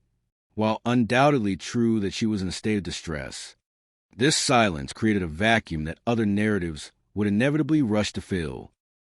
Despite invoking her right to remain silent regarding the shooting itself, Ashley did cooperate with other procedural aspects of the investigation. After they swabbed Ms. Benefield for DNA and took photographs, they released her to go home. This process, typical for processing individuals involved in a violent incident, was meticulous in its execution, aiming to collect any potential physical evidence. However, without Ashley's direct account, and crucially, without any other direct witnesses to the incident, the investigative team faced a challenging uphill battle. Because Ashley didn't give a statement and there were no witnesses, law enforcement only could go based on what was found at the crime scene, Doug's body, and then what they could do through interviewing other people involved, a detective explained, laying bare the profound limitations imposed by the absence of a direct narrative from the alleged perpetrator. The task then became one of meticulously piecing together a puzzle from disparate, sometimes conflicting, fragments of information. Detectives, operating under the formal authority of a search warrant, immediately turned their attention to the residence Ashley shared with her mother, the presumed scene of the escalating domestic conflict. Crime scene technicians, trained to identify and collect the most minute physical evidence, began their methodical work. The crime scene technicians recovered spent shells in the bedroom, an investigator reported, providing an initial concrete detail about the events. There were 4 shots that were actually fired. This number, 4, suggested a greater level of intensity and perhaps an absence of precision often associated with self-defense in a constrained, high-stress environment. The officers meticulously documented the physical layout and contents of the room. There was a mattress, a hamper, and a backpack. In that particular backpack, a significant discovery was made. Law enforcement found that in that backpack there was a firearm. However, forensic analysis quickly clarified its role. We knew it wasn't a murder weapon because we had the murder weapon indicating the initial weapon had been secured. But the discoveries continued, painting an even more complex picture. They also found another firearm in the pantry of the kitchen. The presence of multiple weapons, strategically placed in a home where shooting had just occurred, immediately raised the suspicions of experienced law enforcement personnel. It was a red flag for law enforcement that this home was almost emptied, and yet there were 3 firearms, an investigator reflected, highlighting the striking incongruity. The general sparsity of the house, coupled with a concentrated presence of weaponry, suggested a pre-existing state of readiness, perhaps even an expectation of trouble. The fact that there was nothing else in the house seemed to indicate that maybe they were expecting a problem, the investigator concluded, a chilling hypothesis that shifted the narrative from reactive self-defense to potential premeditation. Further investigation revealed the ownership. One of the firearms belonged to Ashley's mother, and 2 of the firearms belonged to Ashley. A crucial, indeed profoundly telling, piece of forensic evidence emerged concerning the victim himself. Doug was absolutely unarmed, the investigator emphasized. He had no guns or weapons of any kind on his person. He didn't even have his wallet with him. The mundane details of his attire further underscored his unpreparedness for a violent, confrontation. He's wearing his flip-flops like he always does. He's wearing a t-shirt. He doesn't have anything. On him, nothing to defend himself. This image of Doug, casually dressed, without even a basic personal item like a wallet, directly challenged any narrative of him as an imminent armed threat. Other aspects of the case, unfolding rapidly, only served to deepen the investigator's skepticism regarding the emerging narrative of pure self-defense. The almost instantaneous arrival of Dr. Barbara Russell, the therapist specializing in domestic violence, particularly raised eyebrows. The fact that a therapist was on the scene within minutes is unheard of, a detective noted, emphasizing the extraordinary timing. Dr. Russell, in her own statement, explained the sequence. I received a phone call from Ashley's family law attorney. She asked me to please go over to the house to check on Ashley's mother. This direct link to Ashley's legal team reinforced the impression of a coordinated response rather than a spontaneous act of compassion. Dr. Russell further expressed her own initial surprise, which inadvertently lent credibility to the initial impression of Ashley's narrative being suspect. She reiterated that her mom had thought that it was Ashley who had been killed. I was absolutely shocked to hear that Doug was the one who had been shot. As investigators dug deeper, cross-referencing information and examining past police reports, they began to uncover a pattern of behavior from Ashley that fundamentally challenged her credibility. Law enforcement started speaking to other law enforcement officers who had dealt with Ashley in the past, a standard practice in complex investigations to ascertain historical conduct. What they learned was profoundly telling. They learned that she was less credible than they initially thought she was. One particular report, filed by Ashley in 2017, stood out as a stark example. In this instance, she was convinced Doug was trying to kill her and the baby. The specifics of her accusation were dramatic and sensational. He sent her a birthday gift, which was tea, an investigator explained. She claimed that it smelled funny when she opened the package, and she thought that it may have poison in it. The severity of the allegation, implying an attempt at poisoning a pregnant woman, triggered a full-scale emergency response from local authorities, deploying significant resources and specialized teams. I contacted the bomb squad and hazmat team that came out to inspect the box and analyze it for what was inside, the responding officer from that past incident recounted. The conclusion, after extensive and rigorous testing, was unequivocal. Ultimately, they'd find that there was nothing malicious about this package of tea. The tea was simply tea. Ashley's reaction to this outcome was telling. Ashley was not happy that law enforcement was not going to arrest Doug. The re-examination of Ashley's tea poisoning allegations, viewed through the lens of a new, fatal shooting, forced investigators to consider a profoundly disquieting possibility: whether Ashley's tea poisoning allegations were intended to serve a different purpose. Looking back at the entirety of her behavior, a pattern began to emerge, suggesting a deliberate and calculated strategy rather than genuine paranoia. Looking back at everything, it seemed she was trying to show everybody that he was such a bad person, and that he would try to do this to her and the baby. An investigator speculated, beginning to formulate a hypothesis of intentional manipulation. This specific incident, once dismissed as a misunderstanding or an overreaction, now appeared to be an early, audacious attempt to establish a fabricated narrative of Doug as a dangerous, malevolent individual. The detective involved in that earlier incident succinctly summarized his enduring impression. At the conclusion of the interview with her that day, I definitely was left with the impression of, there's something going on here on both sides of this. Maybe she's not being 100% truthful. This nascent doubt, seeded years prior, now blossomed into full-blown suspicion. As the 48-hour mark of the investigation into Doug Benefield's shooting death approached, the suspicion swirling around Ashley Benefield's veracity began to crystallize into a concrete belief among authorities. She had not been presenting an honest account of the events. However, the pursuit of justice demands more than mere suspicion.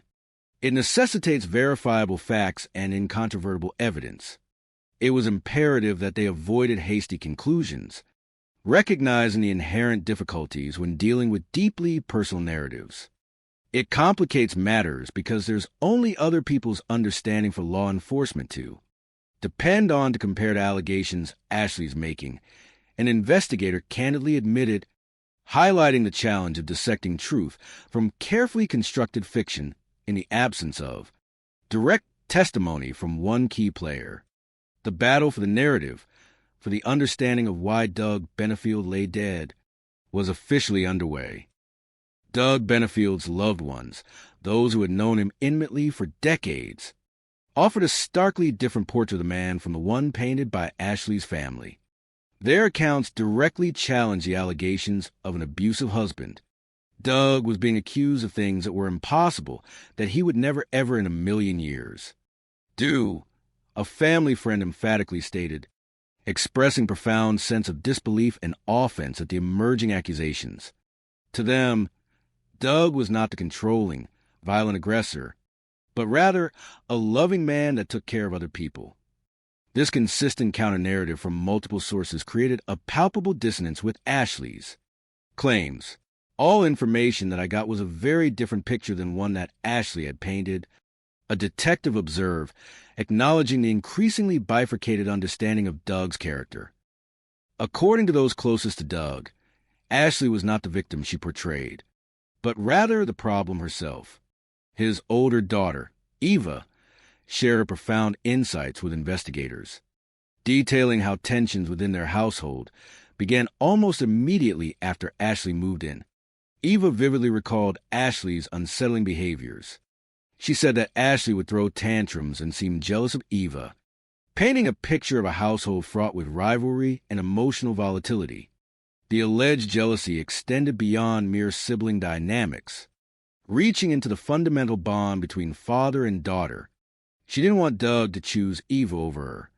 This emotional manipulation, if true, suggested a deep-seated insecurity and a desire for exclusive affection from Doug. Eva's testimony, however, revealed far more disturbing patterns. She confided in investigators that Ashley's jealousy extended even to the memory of Eva's deceased mother, Renee. Ashley came in, and she wanted to get rid of Renee. Eva recounted with a chilling sense of affront. This desire to erase Renee's presence manifested in concrete actions. She didn't want Renee's pictures. She didn't want Renee's home decor. Such attempts to systematically expunge the memory of a cherished deceased wife and mother are, from a psychological perspective, deeply troubling, indicative of an intense proprietary claim over Doug and a pathological desire to eliminate rivals, even spectral ones. Most shockingly, Eva reported to law enforcement an allegation so preposterous, so vile, that it revealed the profound depths of Ashley's perceived malice. Ashley told her she needed to stay away from her father because her father had also killed her mother. This outrageous fabrication was not a singular incident. Ashley also went as far as contacting law enforcement and trying to get Renee's body exhumed, because she was making allegations that Doug had also poisoned Renee. This extreme act of desperation, accusing Doug of fratricide, was particularly insidious given the medical facts surrounding Renee's death. At the time, South Carolina police had confirmed with the coroner that Renee died of natural causes. Ashley's persistence in advancing this calumny was relentless. She never stopped doing that on a regular basis. This relentless pattern of unfounded accusation deeply troubled the investigators, confirming their growing suspicions about Ashley's calculated deception. Ashley consistently would accuse Doug of things that many times were not true and were unprovable. A detective summarized, painting a portrait of a woman adept at manufacturing narratives. When detectives meticulously reviewed court filings pertaining to the tumultuous marriage and the subsequent separation, they discovered a more nuanced picture. Some of Ashley's accusations, surprisingly, did possess a basis in reality. However, these real incidents have been dramatically amplified to support her depiction of Doug. This nuanced finding was critical. It revealed that Ashley was not necessarily fabricating everything from whole cloth, but rather distorting, exaggerating, and weaponizing genuine moments of marital strife to serve her overarching narrative of abuse. It is clear that Doug did some things that would not be appropriate, an investigator conceded. Doug himself, in a deposition, had addressed some of these behaviors directly. Doug, in a deposition, talked about some of these behaviors that she was accusing him of. One specific incident involved property damage. One of them was punching holes in the walls. He admitted he punched holes in the wall one time in South Carolina. Another disturbing revelation was the use of a firearm in a fit of rage. He also talked about the shooting of the gun into the ceiling. He said he did that out of frustration. These were clear instances of poor judgment and uncontrolled anger on Doug's part. He made poor choices and let his emotions get the best of him. However, the investigators also emphasized a critical distinction. But those things not only were separated in time, but still don't warrant Ashley's shooting and killing him years later. The acknowledged moments of Doug's aggression, while certainly inappropriate, did not, in the professional judgment of law enforcement, constitute a direct, immediate, and mortal threat that would justify the use of lethal force years later, especially under the specific circumstances observed at the crime scene. The timing of Ashley's most sensational accusation, the alleged poisoning with tea, garnered particular investigative interest. It occurred in the spring of 2018. Just before this event, Doug had reached out to his legal team. Doug reached out to my law firm to set up an appointment to discuss options for reaching out to Ashley because he and Ashley were getting ready to have their baby, his attorney recalled. This contextual detail was crucial. It indicated that Doug was attempting to establish a connection and involvement in the impending birth of his child. Ashley's reaction was immediate and dramatic. She went into Tampa General Hospital the very next day after she got my email. Once at the hospital, her narrative was clear and alarming. Ashley tells the nurses she's been poisoned and that she wants to deliver her baby. This dramatic self-reporting culminated in an expedited medical procedure. She ultimately ends up getting induced and then delivering her daughter. The subsequent actions Ashley took regarding her newborn daughter further solidified the investigative theory of calculated manipulation. Ashley not only doesn't put a father down on the birth certificate, she also doesn't give their daughter Doug's name. These were not minor oversights, but deliberate choices that fundamentally impacted Doug's legal and paternal rights. It appeared that Ashley used the alleged poisoning to keep Doug from seeing the child for 6 months until he took her to court. This protracted denial of access to his own child forced Doug to engage in legal action to establish his paternal rights. The judge presiding over the custody dispute, after meticulously reviewing all presented evidence, rendered a critical judgment regarding Ashley's credibility. The judge, after hearing the evidence, said that there was no evidence that there was any poisoning and that Ashley was not a credible witness. This judicial pronouncement, casting severe doubt on Ashley's truthfulness in a legal setting, marked a significant turning point in the family's disputes and for the ongoing murder investigation. It led to a ruling that counteracted Ashley's efforts, and she ends up giving Doug visitation with his child.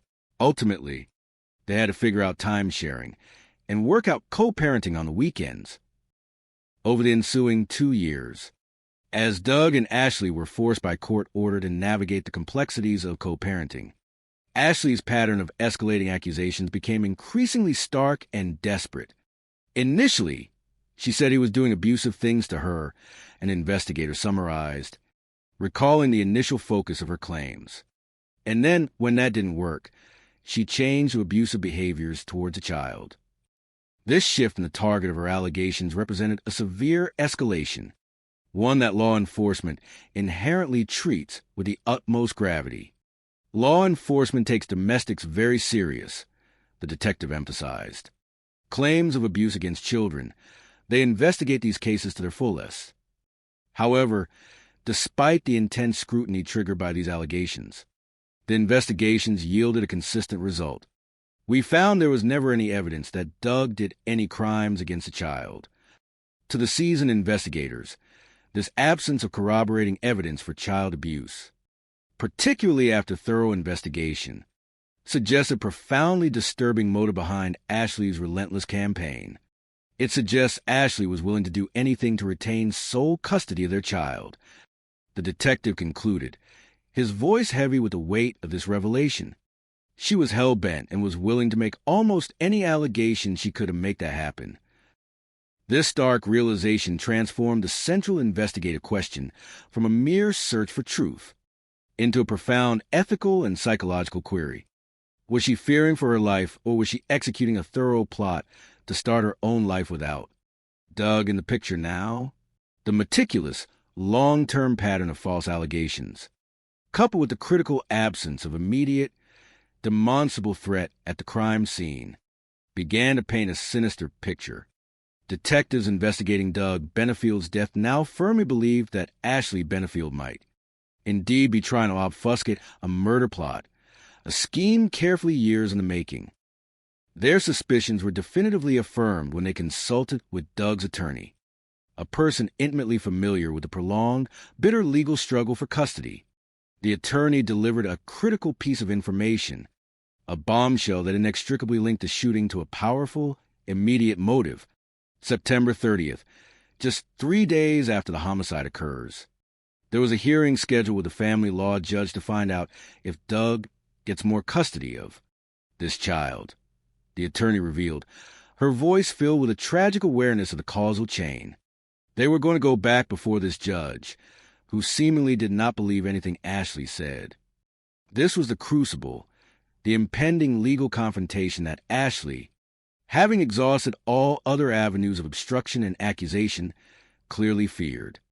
This hearing presented an imminent, credible threat to her control over their daughter, a prospect she had fought tooth and nail to prevent for years.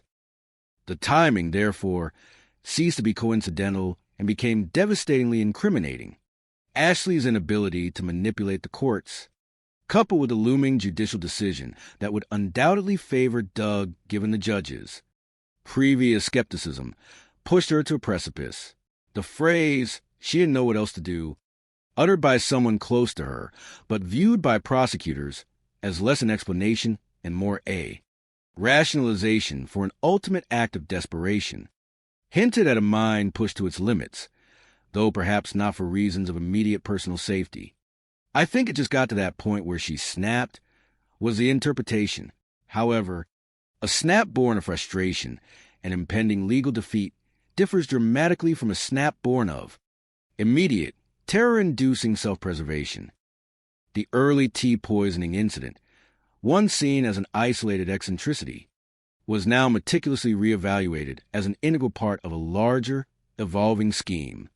I think the tea situation was absolutely Ashley's attempt to frame Doug, a prosecutor surmised. Her strategy, however perverse, was chillingly logical within its own manipulative framework. She knew that if she could establish a pattern that Doug had killed his first wife, Renee, then it would be logical that he would do the same thing to her. By creating this fictitious pattern of spousal murder, Ashley believed she could build a bulwark of credibility for herself and discredit Doug entirely, both in the public eye and, crucially, in the judicial system, especially in her protracted custody battles. The intricate tapestry of self-defense versus calculated homicide, woven with threads of personal histories, forensic evidence, and psychological profiles, makes for an incredibly challenging legal battle. When there's only one side of the story, it makes it an incredibly tough job to argue self-defense versus homicide. A legal expert explained, acknowledging the inherent difficulty when the only direct account comes from the accused. To overcome this narrative imbalance, detectives meticulously focused on the undeniable objectivity of hard evidence.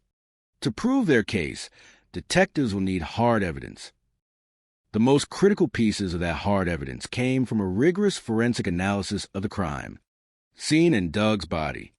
They took Doug's shirt from the crime scene and analyzed that shirt for any residue from a bullet, or gunpowder, a crucial step in ballistics and distance analysis.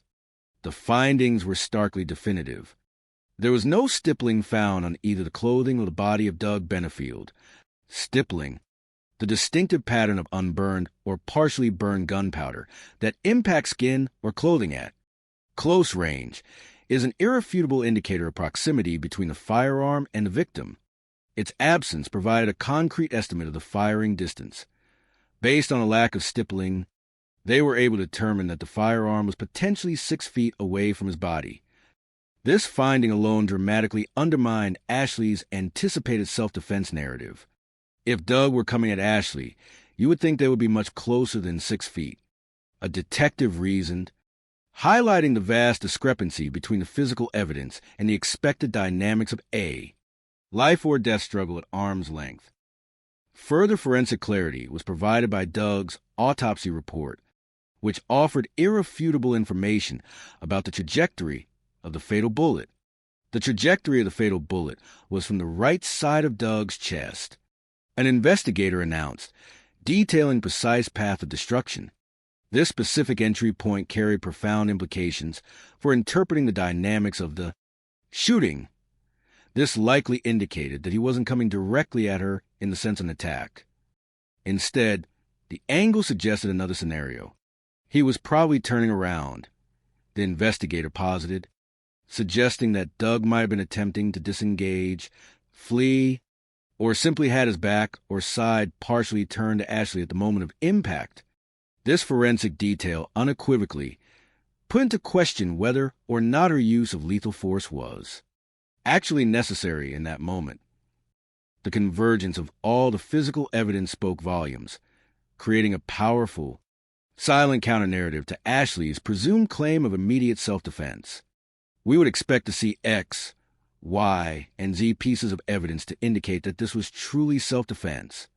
A prosecutor later explained, and everything put together really says this doesn't significant self-defense, with the physical evidence overwhelmingly contradicting a close-range, direct self-defense scenario, and the accumulated psychological profile strongly suggesting a motive rooted in the impending custody battle and a history of manipulation. The legal noose began to tighten around Ashley Benefield. On the 4th of November, 2020, a mere 5 weeks after the shooting, Ashley was formally arrested and charged with second-degree murder. The arrest ignited a firestorm of media attention. The story, a captivating blend of beauty, ballet, and deadly violence, quickly seized the public imagination. The media, ever quick to assign a catchy moniker, dubbed her the Black Swan, a reference that evoked both her past as a professional ballerina and the sinister undertones of her alleged crime. She's a beautiful girl who was a ballerina and now is accused of a heinous crime. A legal analyst observed, articulating the public fascination. This high-profile notoriety inevitably does affect the case, creating a public discourse that could sway perceptions even before a trial began. In the days leading up to the long-anticipated trial, Ashley's loved ones, fueled by a powerful belief in her innocence and a desire to see justice served as they perceived, it rallied to her defense with impressive zeal. An army of supporters marched outside the courthouse, their presence a palpable demonstration of solidarity and conviction. They employed various means to amplify their message, utilizing bullhorns out there chanting things like, "We stand with Ashley," and trying to raise awareness about what was going on. This concerted public relations effort sought to shape the narrative to ensure that Ashley was seen as a victim, not a villain, to be portrayed as a woman driven to desperate measures by an abusive ex-husband. The trial itself commenced on the 23rd of July, 2024, an event meticulously prepared for by both the prosecution and the defense. Ashley's attorneys, undoubtedly aware of the public sentiment their supporters had cultivated, deftly utilized those grounds to their advantage. The defense made it very clear this was a case of self-defense and that Ashley didn't have a choice but to shoot and kill Doug, a straightforward articulation of their legal strategy. They presented Ashley's repeated statements as genuine expressions of fear. Ashley said on multiple occasions that she was afraid for her safety, that she was afraid for her life. The prosecution's challenge was to dismantle this carefully constructed narrative of terror and desperation without appearing to demonize a woman who, on the surface, garnered considerable sympathy. Our way to combat that is to try and show that we had a motive, the prosecutor explained, reiterating the evidence gathered about the custody dispute. We had a history. We had a pattern of behavior on her part. The tactical challenge was nuanced. We were very concerned about alienating a jury or making them think we were picking on Ashley when, in fact, we're just trying to show that she's been telling tales. The climax of the trial arrived with an unexpected, dramatic twist. For months, Ashley had steadfastly invoked her right to remain silent, refusing to provide a direct account of the fatal shooting. Now, in a move that fundamentally altered the trial's trajectory, she chose to testify in her own defense.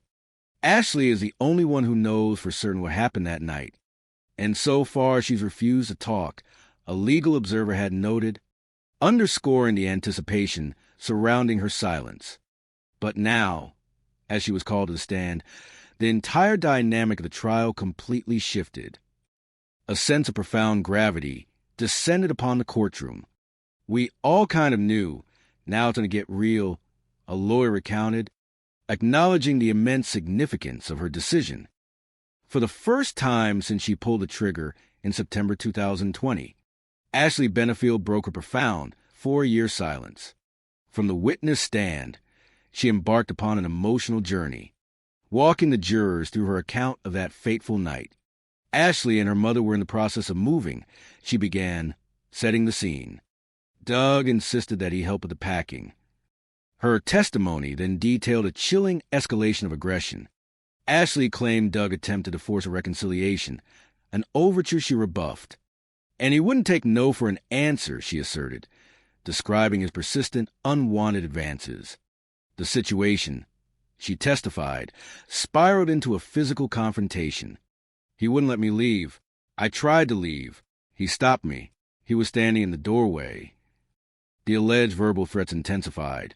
He said, "You're F done." Ashley then recounted a physical assault. Ashley says that Doug hit her in the face. This was the alleged catalyst that sent her retreating. This is when Ashley ran to her bedroom. According to her account, Doug continued his relentless pursuit. At that point, when Doug crashes through the bedroom door, what alternative is Ashley Benefield left with? In her narrative, fear overtook her. She grabs a gun in an effort to defend herself.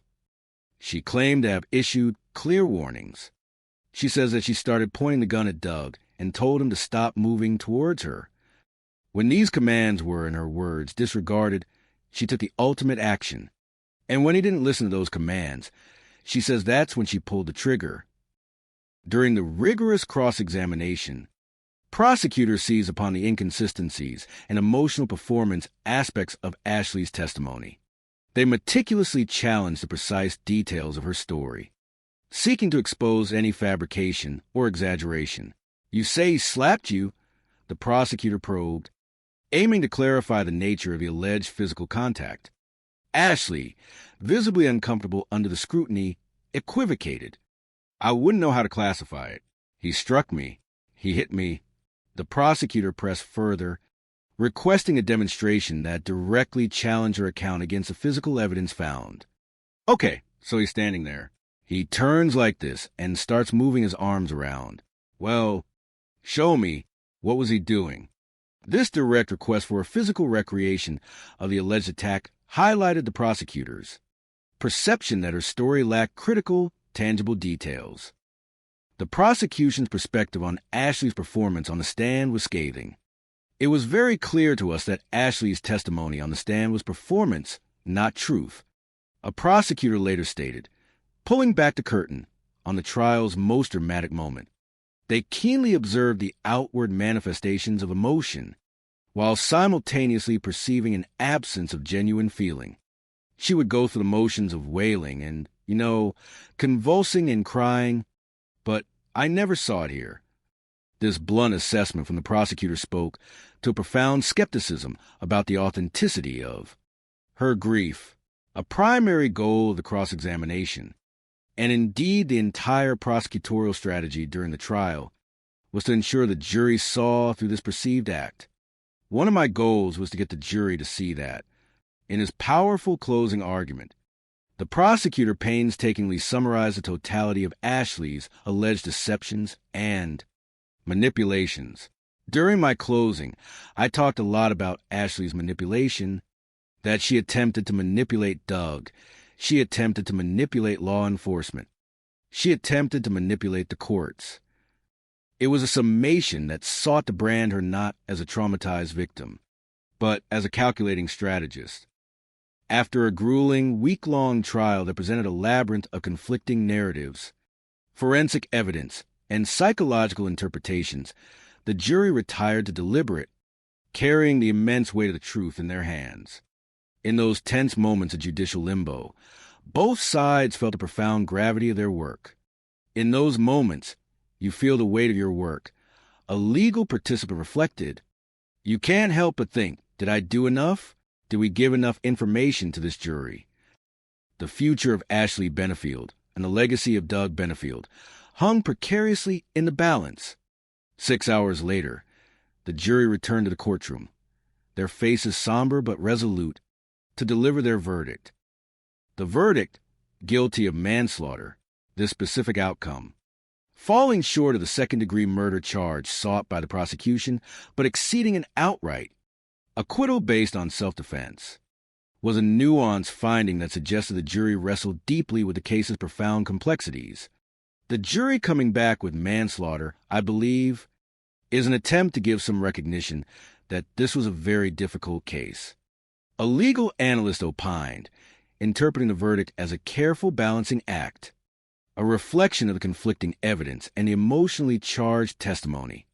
For the legal system, and perhaps for the collective conscience, the verdict was presented as an imperfect, yet ultimately pragmatic, pathway to resolution. I think it was probably the best result to come to justice in the end.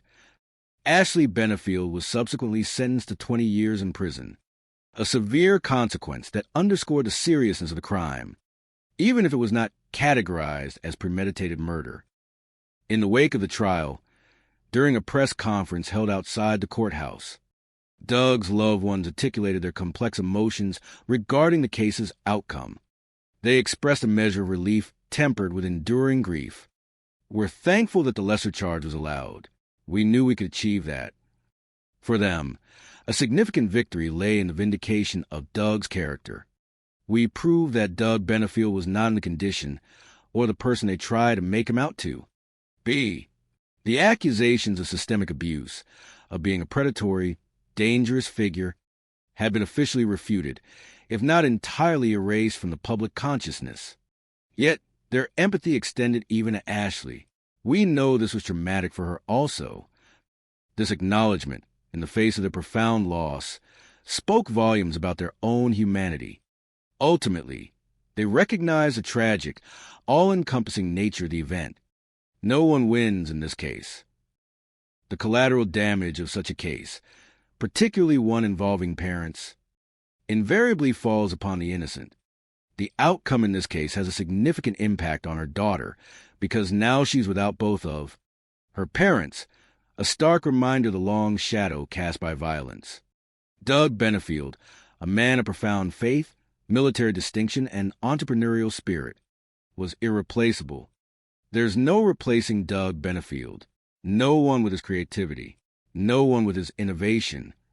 His absence left an irreparable void, particularly for his daughter Eva.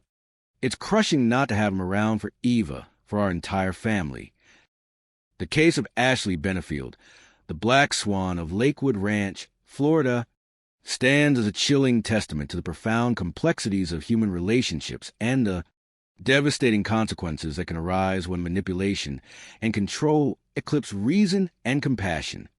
It underscores the vital role of meticulous investigative work, where the cold, unyielding fact of forensic science speak volumes louder than emotionally charged narratives.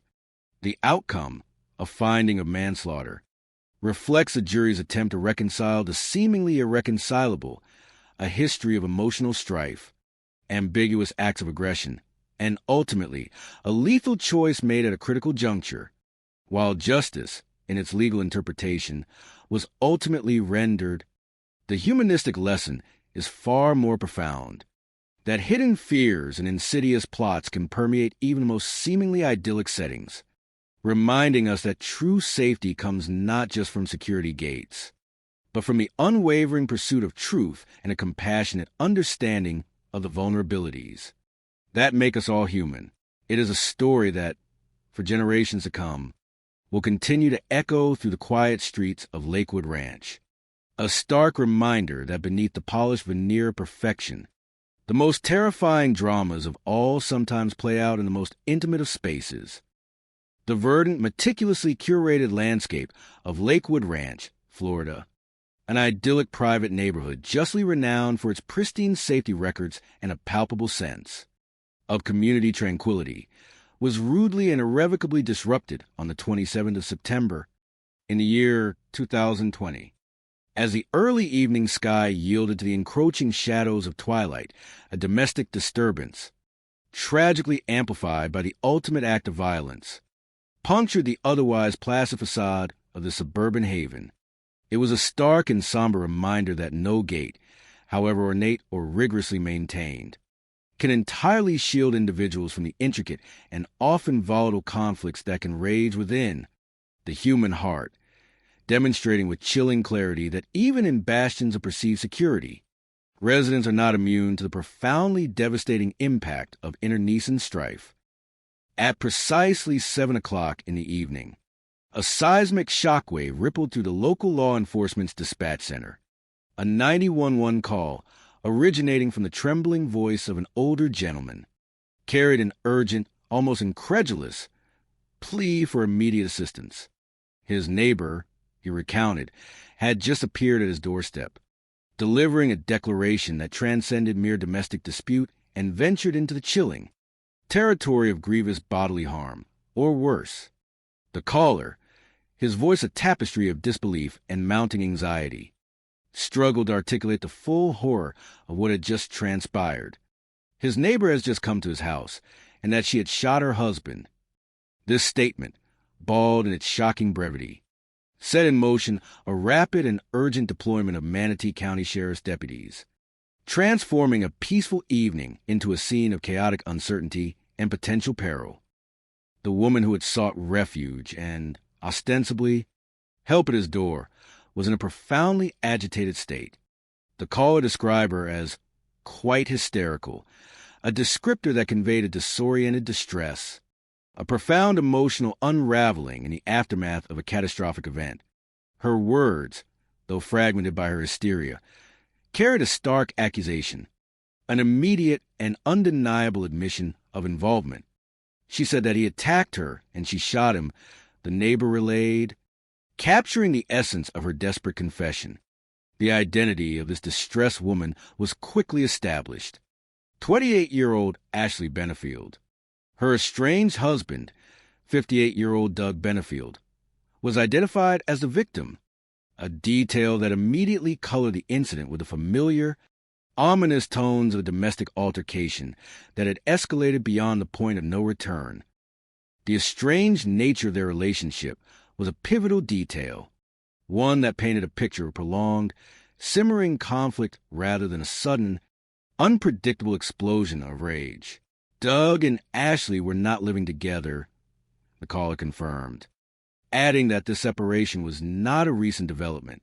They had not been living together for about 3 years, he elaborated.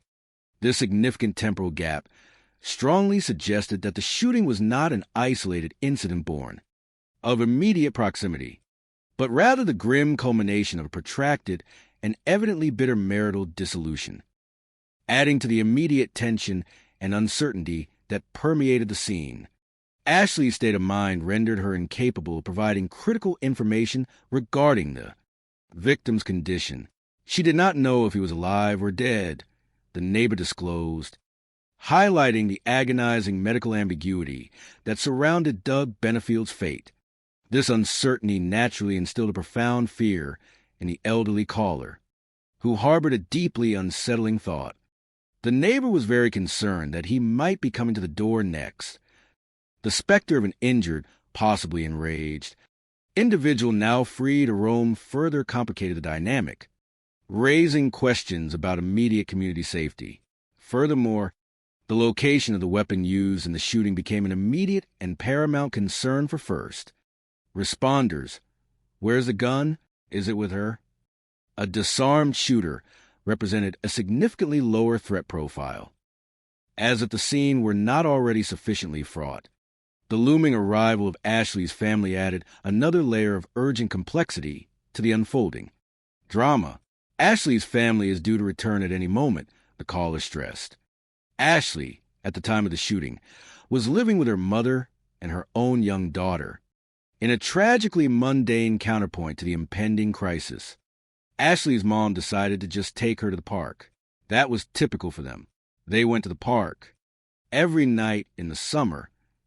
This poignant detail, describing an innocent, almost ritualistic evening activity, underscored the profound and abrupt rupture of normalcy, setting a stark contrast between familial serenity and the violent disruption that now engulfed their home. Sheriff's deputies, acutely aware of the ticking clock and the potential for a volatile situation, responded with profound sense of urgency, moving with all deliberate speed to the scene. Deputies are running as fast as they can, okay? Was the terse, functional directive that permeated the airwaves, signaling the high-priority nature of the call. As the neighbor remained on the phone with the dispatcher, receiving real-time instructions from a calm, authoritative voice on the other end, vital safety protocols were relayed regarding Ashley's imminent emergence from a neighbor's house. Dispatchers, seeking to de-escalate any potential armed confrontation and ensure the safety of all involved. Parties instructed the caller to tell her to have her hands up and just to walk out towards the deputies. This precise directive, standard procedure in situations involving a potentially armed and agitated individual, aimed to prevent further tragedy and streamline the initial interaction between law enforcement and the person involved in the shooting. Upon her eventual emergence, Ashley's demeanor profoundly impressed the responding deputies. She was absolutely very much in a state of shock, a veteran deputy would later attest, recognizing the hallmarks of acute trauma. The human mind, when confronted with sudden, overwhelming violence and the profound aftermath of taking a life, often enters a state of dissociative disarray.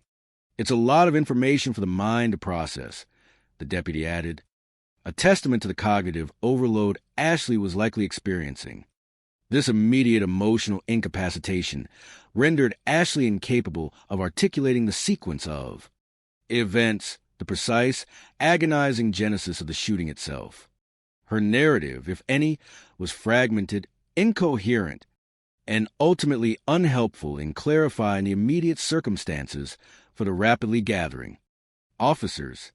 Recognizing her state and prioritizing the need to secure the scene and attend to the victim, deputies gently but firmly escorted Ashley into the back of a patrol car.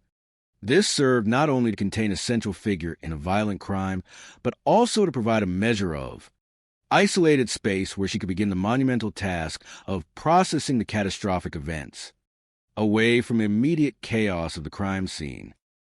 With Ashley temporarily removed from the immediate area, the deputies, now acutely aware of the gravity of the situation and the critical need to assess the victim's status, carefully and cautiously entered the residence Ashley shared with her mother.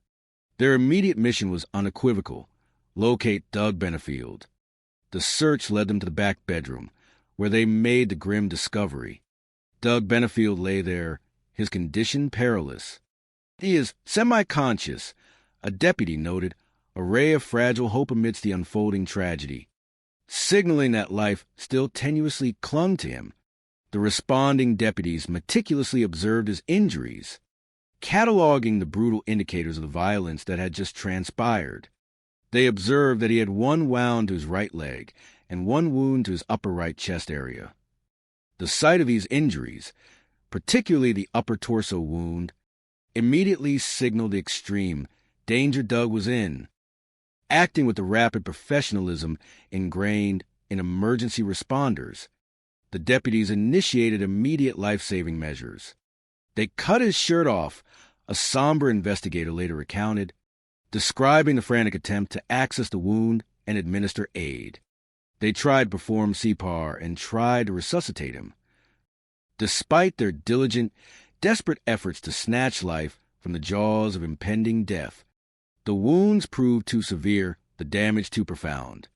But he died before he was able to arrive at the hospital, the investigator concluded, the stark finality of the statement reverberating with the irreversible tragedy that had unfolded in that quiet bedroom.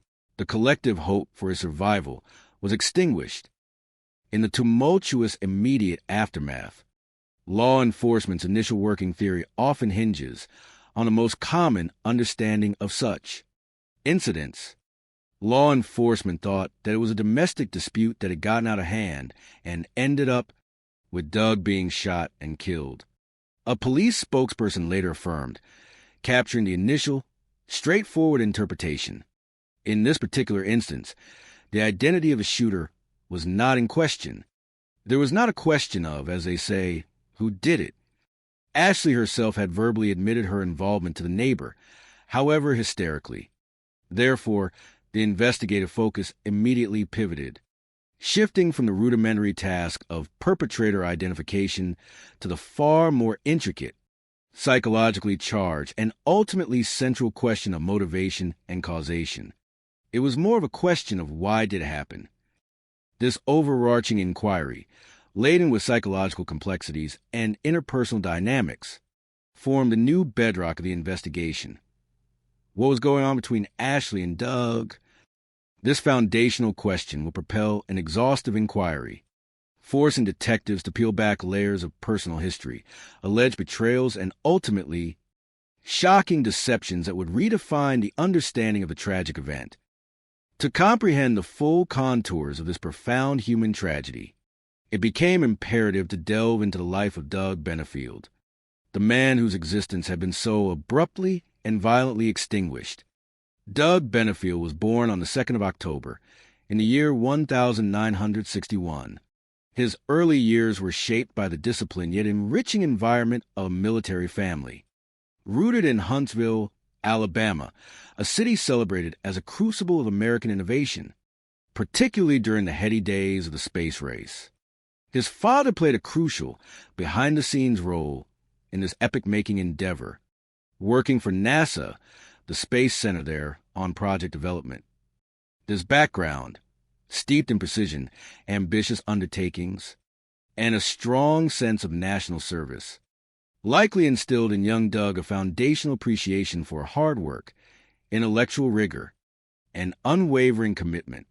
His mother, Suzanne, embodied the enduring strength of a stay-at-home parent, fostering a nurturing and stable environment within their household, a profound and unyielding constant in Doug's early life. One that would significantly sculpt his moral and spiritual landscape was the family's deep-seated religious faith. Doug's parents were at church most every Sunday. An individual familiar with his upbringing recalled, underscoring the regularity and importance of this practice, and that really made an imprint for his whole life. This early immersion in Christian tenets, emphasizing community, service, and ethical conduct, would remain an indelible, guiding force throughout his existence, providing solace in times of personal struggle and grounding his ambitious endeavors. Doug diligently completed his high school education in Huntsville before embarking on his higher academic pursuits at Texas A&M University. His initial career aspirations were both noble and intellectually demanding, aligning with a deep-seated desire to contribute meaningfully to society.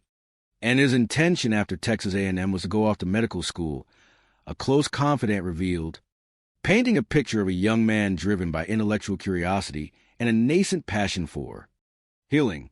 However, as life often dictates, circumstances intervened, subtly redirecting his trajectory onto an equally distinguished, albeit different, path. The esteemed United States Navy extended an enticing offer, promising to finance Doug's medical school education in exchange for military service.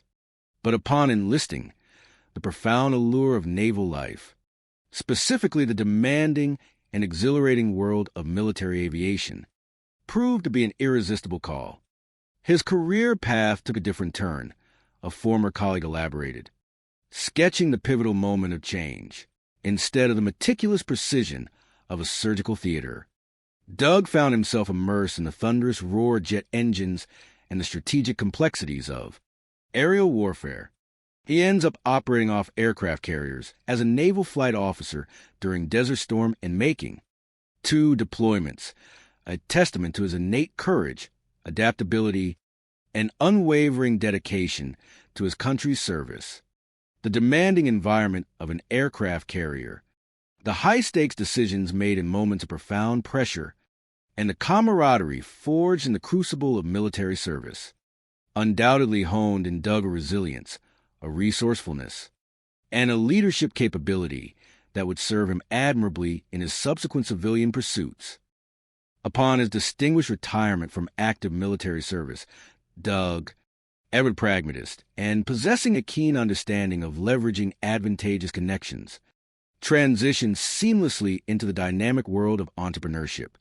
In 1999, Doug retires from active service, stays in the Navy Reserves, a strategic decision that allowed him to maintain a cherished link to his military heritage while simultaneously embarking on a new professional chapter.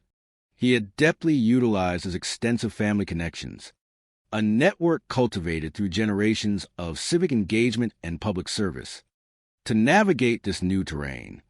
His sharp business acumen quickly identified a burgeoning economic opportunity in a culturally significant region. He's gotten introduced to all the things going on with the renovations and the restoration of downtown Charleston, a city renowned for its historical gravitas and burgeoning revitalization efforts. Capitalizing on this insight and fueled by an innate entrepreneurial spirit, Doug made a bold venture. So he decided to open a restaurant, and it was fabulously successful. This endeavor transcended mere financial success. It provided Doug with a renewed sense of purpose, deeply integrating him into the vibrant fabric of the community he had chosen as his home, fostering both professional and personal fulfillment. Despite his undeniable professional successes and burgeoning financial stability, a subtle yet profound void persisted in Doug's life. A crucial, perhaps the most fundamental, piece of his personal mosaic remained conspicuously absent: the profound companionship and warmth of a family of his own.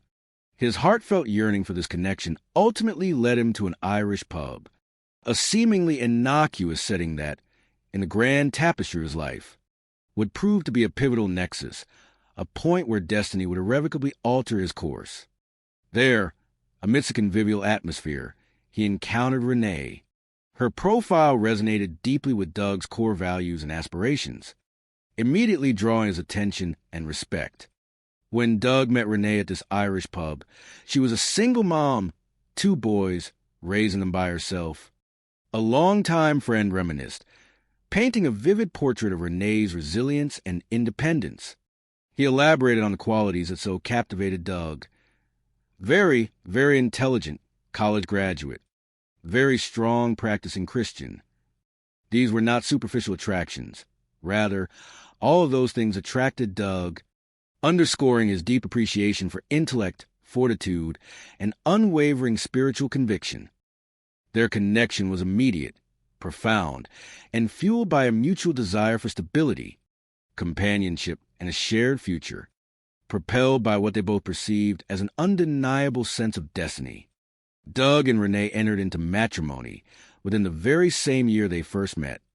Their union was swiftly blessed with the birth of a daughter, Eva, born 2 years later, in 2001, a joyful event that seemingly completed the cherished family unit Doug had so ardently yearned for. Throughout his life, their shared journey as a couple extended over a significant span. They spent 16 years together, a testament to their enduring commitment, mutual respect, and the foundational strength of their marriage. However, The tapestry of their shared life was destined for an unforeseen and tragically abrupt unraveling. Renee's life was tragically cut short, not by protracted illness or violent means, but by the cruel indifference of a silent internal assailant, an undiagnosed heart condition. The suddenness and unexpected nature of her passing inflicted an almost unbearable, crushing blow upon Doug and their daughter. The loss of Renee was just a crushing blow, a family friend described, his voice still tinged with the memory of the collective grief that engulfed them. In the face of such profound, senseless tragedy, Doug, true to the deeply ingrained principles of his upbringing, sought refuge and solace in the spiritual anchors that had always guided his life. It caused him to go even stronger into his faith, a common, almost instinctual, response for individuals grappling with inexplicable loss, seeking answers or at least a measure of acceptance beyond the material realm. The shared experience of this immense grief, the desolate emotional landscape left by Renee's abrupt departure, forged an even deeper, almost unbreakable bond between Doug and his daughter. Dealing with the tragedy of losing Renee the way they did, Doug and Eva became even closer than they already were. A poignant detail highlighting the profound resilience of human connection in the face of harrowing adversity. For a time, the thought of another romantic entanglement, of opening his heart to the unpredictable vicissitudes of love, was, understandably, far from Doug's mind. His soul, still raw from Renee's untimely death, remained resolutely focused on nurturing Eva and diligently honoring Renee's cherished memory. Yet, as life's intricate and often unpredictable narrative dictates, just the following year, an entirely unexpected encounter would dramatically, even catastrophically, alter the course of Doug's life once again. He met a captivating young woman named Ashley Byers, whose striking beauty and undeniable charisma held a magnetic allure. The circumstances of their initial meeting were quintessentially a product of the 21st century political landscape. In August of 2016, as the United States presidential election cycle entered a fever pitch of fervent campaigning and ideological battle, Doug's powerful investor partners, a consortium of financially influential individuals and their associated political action committee, had decided that they're going to back Donald Trump. This collective and highly visible political endorsement naturally led to a series of high-profile campaign events, and Doug, as a key player within their expansive financial network, received an invitation to a particularly significant presidential candidate event in West Palm Beach, Florida. It was amidst the pulsating, high-octane energy of this political rally, a scene teeming with raw ambition, aspirational rhetoric, and fervent ideological commitment, that Doug's path intersected irrevocably with Ashley's. At that specific moment, Ashley was deeply immersed in the world of political campaigning, efficiently executing her duties as the event's coordinator, a volunteer on the Donald Trump staff. The age disparity between them was immediately apparent and quite significant. Doug, at the time, was 54 years old, while Ashley was comparatively youthful 24. This represented a 30-year generational chasm, a gap that, for many, might signify an insurmountable divide in life experience and perspective. Yet, to the surprise of many onlookers, and certainly to themselves, they discovered a wealth of common ground, connecting deeply over areas that fundamentally inform an individual's worldview and values. They had a lot in common. A keen observer of their burgeoning relationship would later remark. They bonded quite a bit over religion. They bonded over politics.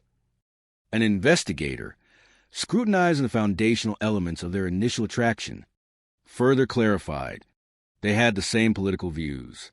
They had a very faith-based approach to life. Beyond these deeply personal and philosophical alignments, another shared interest emerged, one that underscored a pragmatic, and perhaps even zealous, approach to personal security and the constitutional right to bear arms. They also had a very open attitude toward guns, the investigator revealed.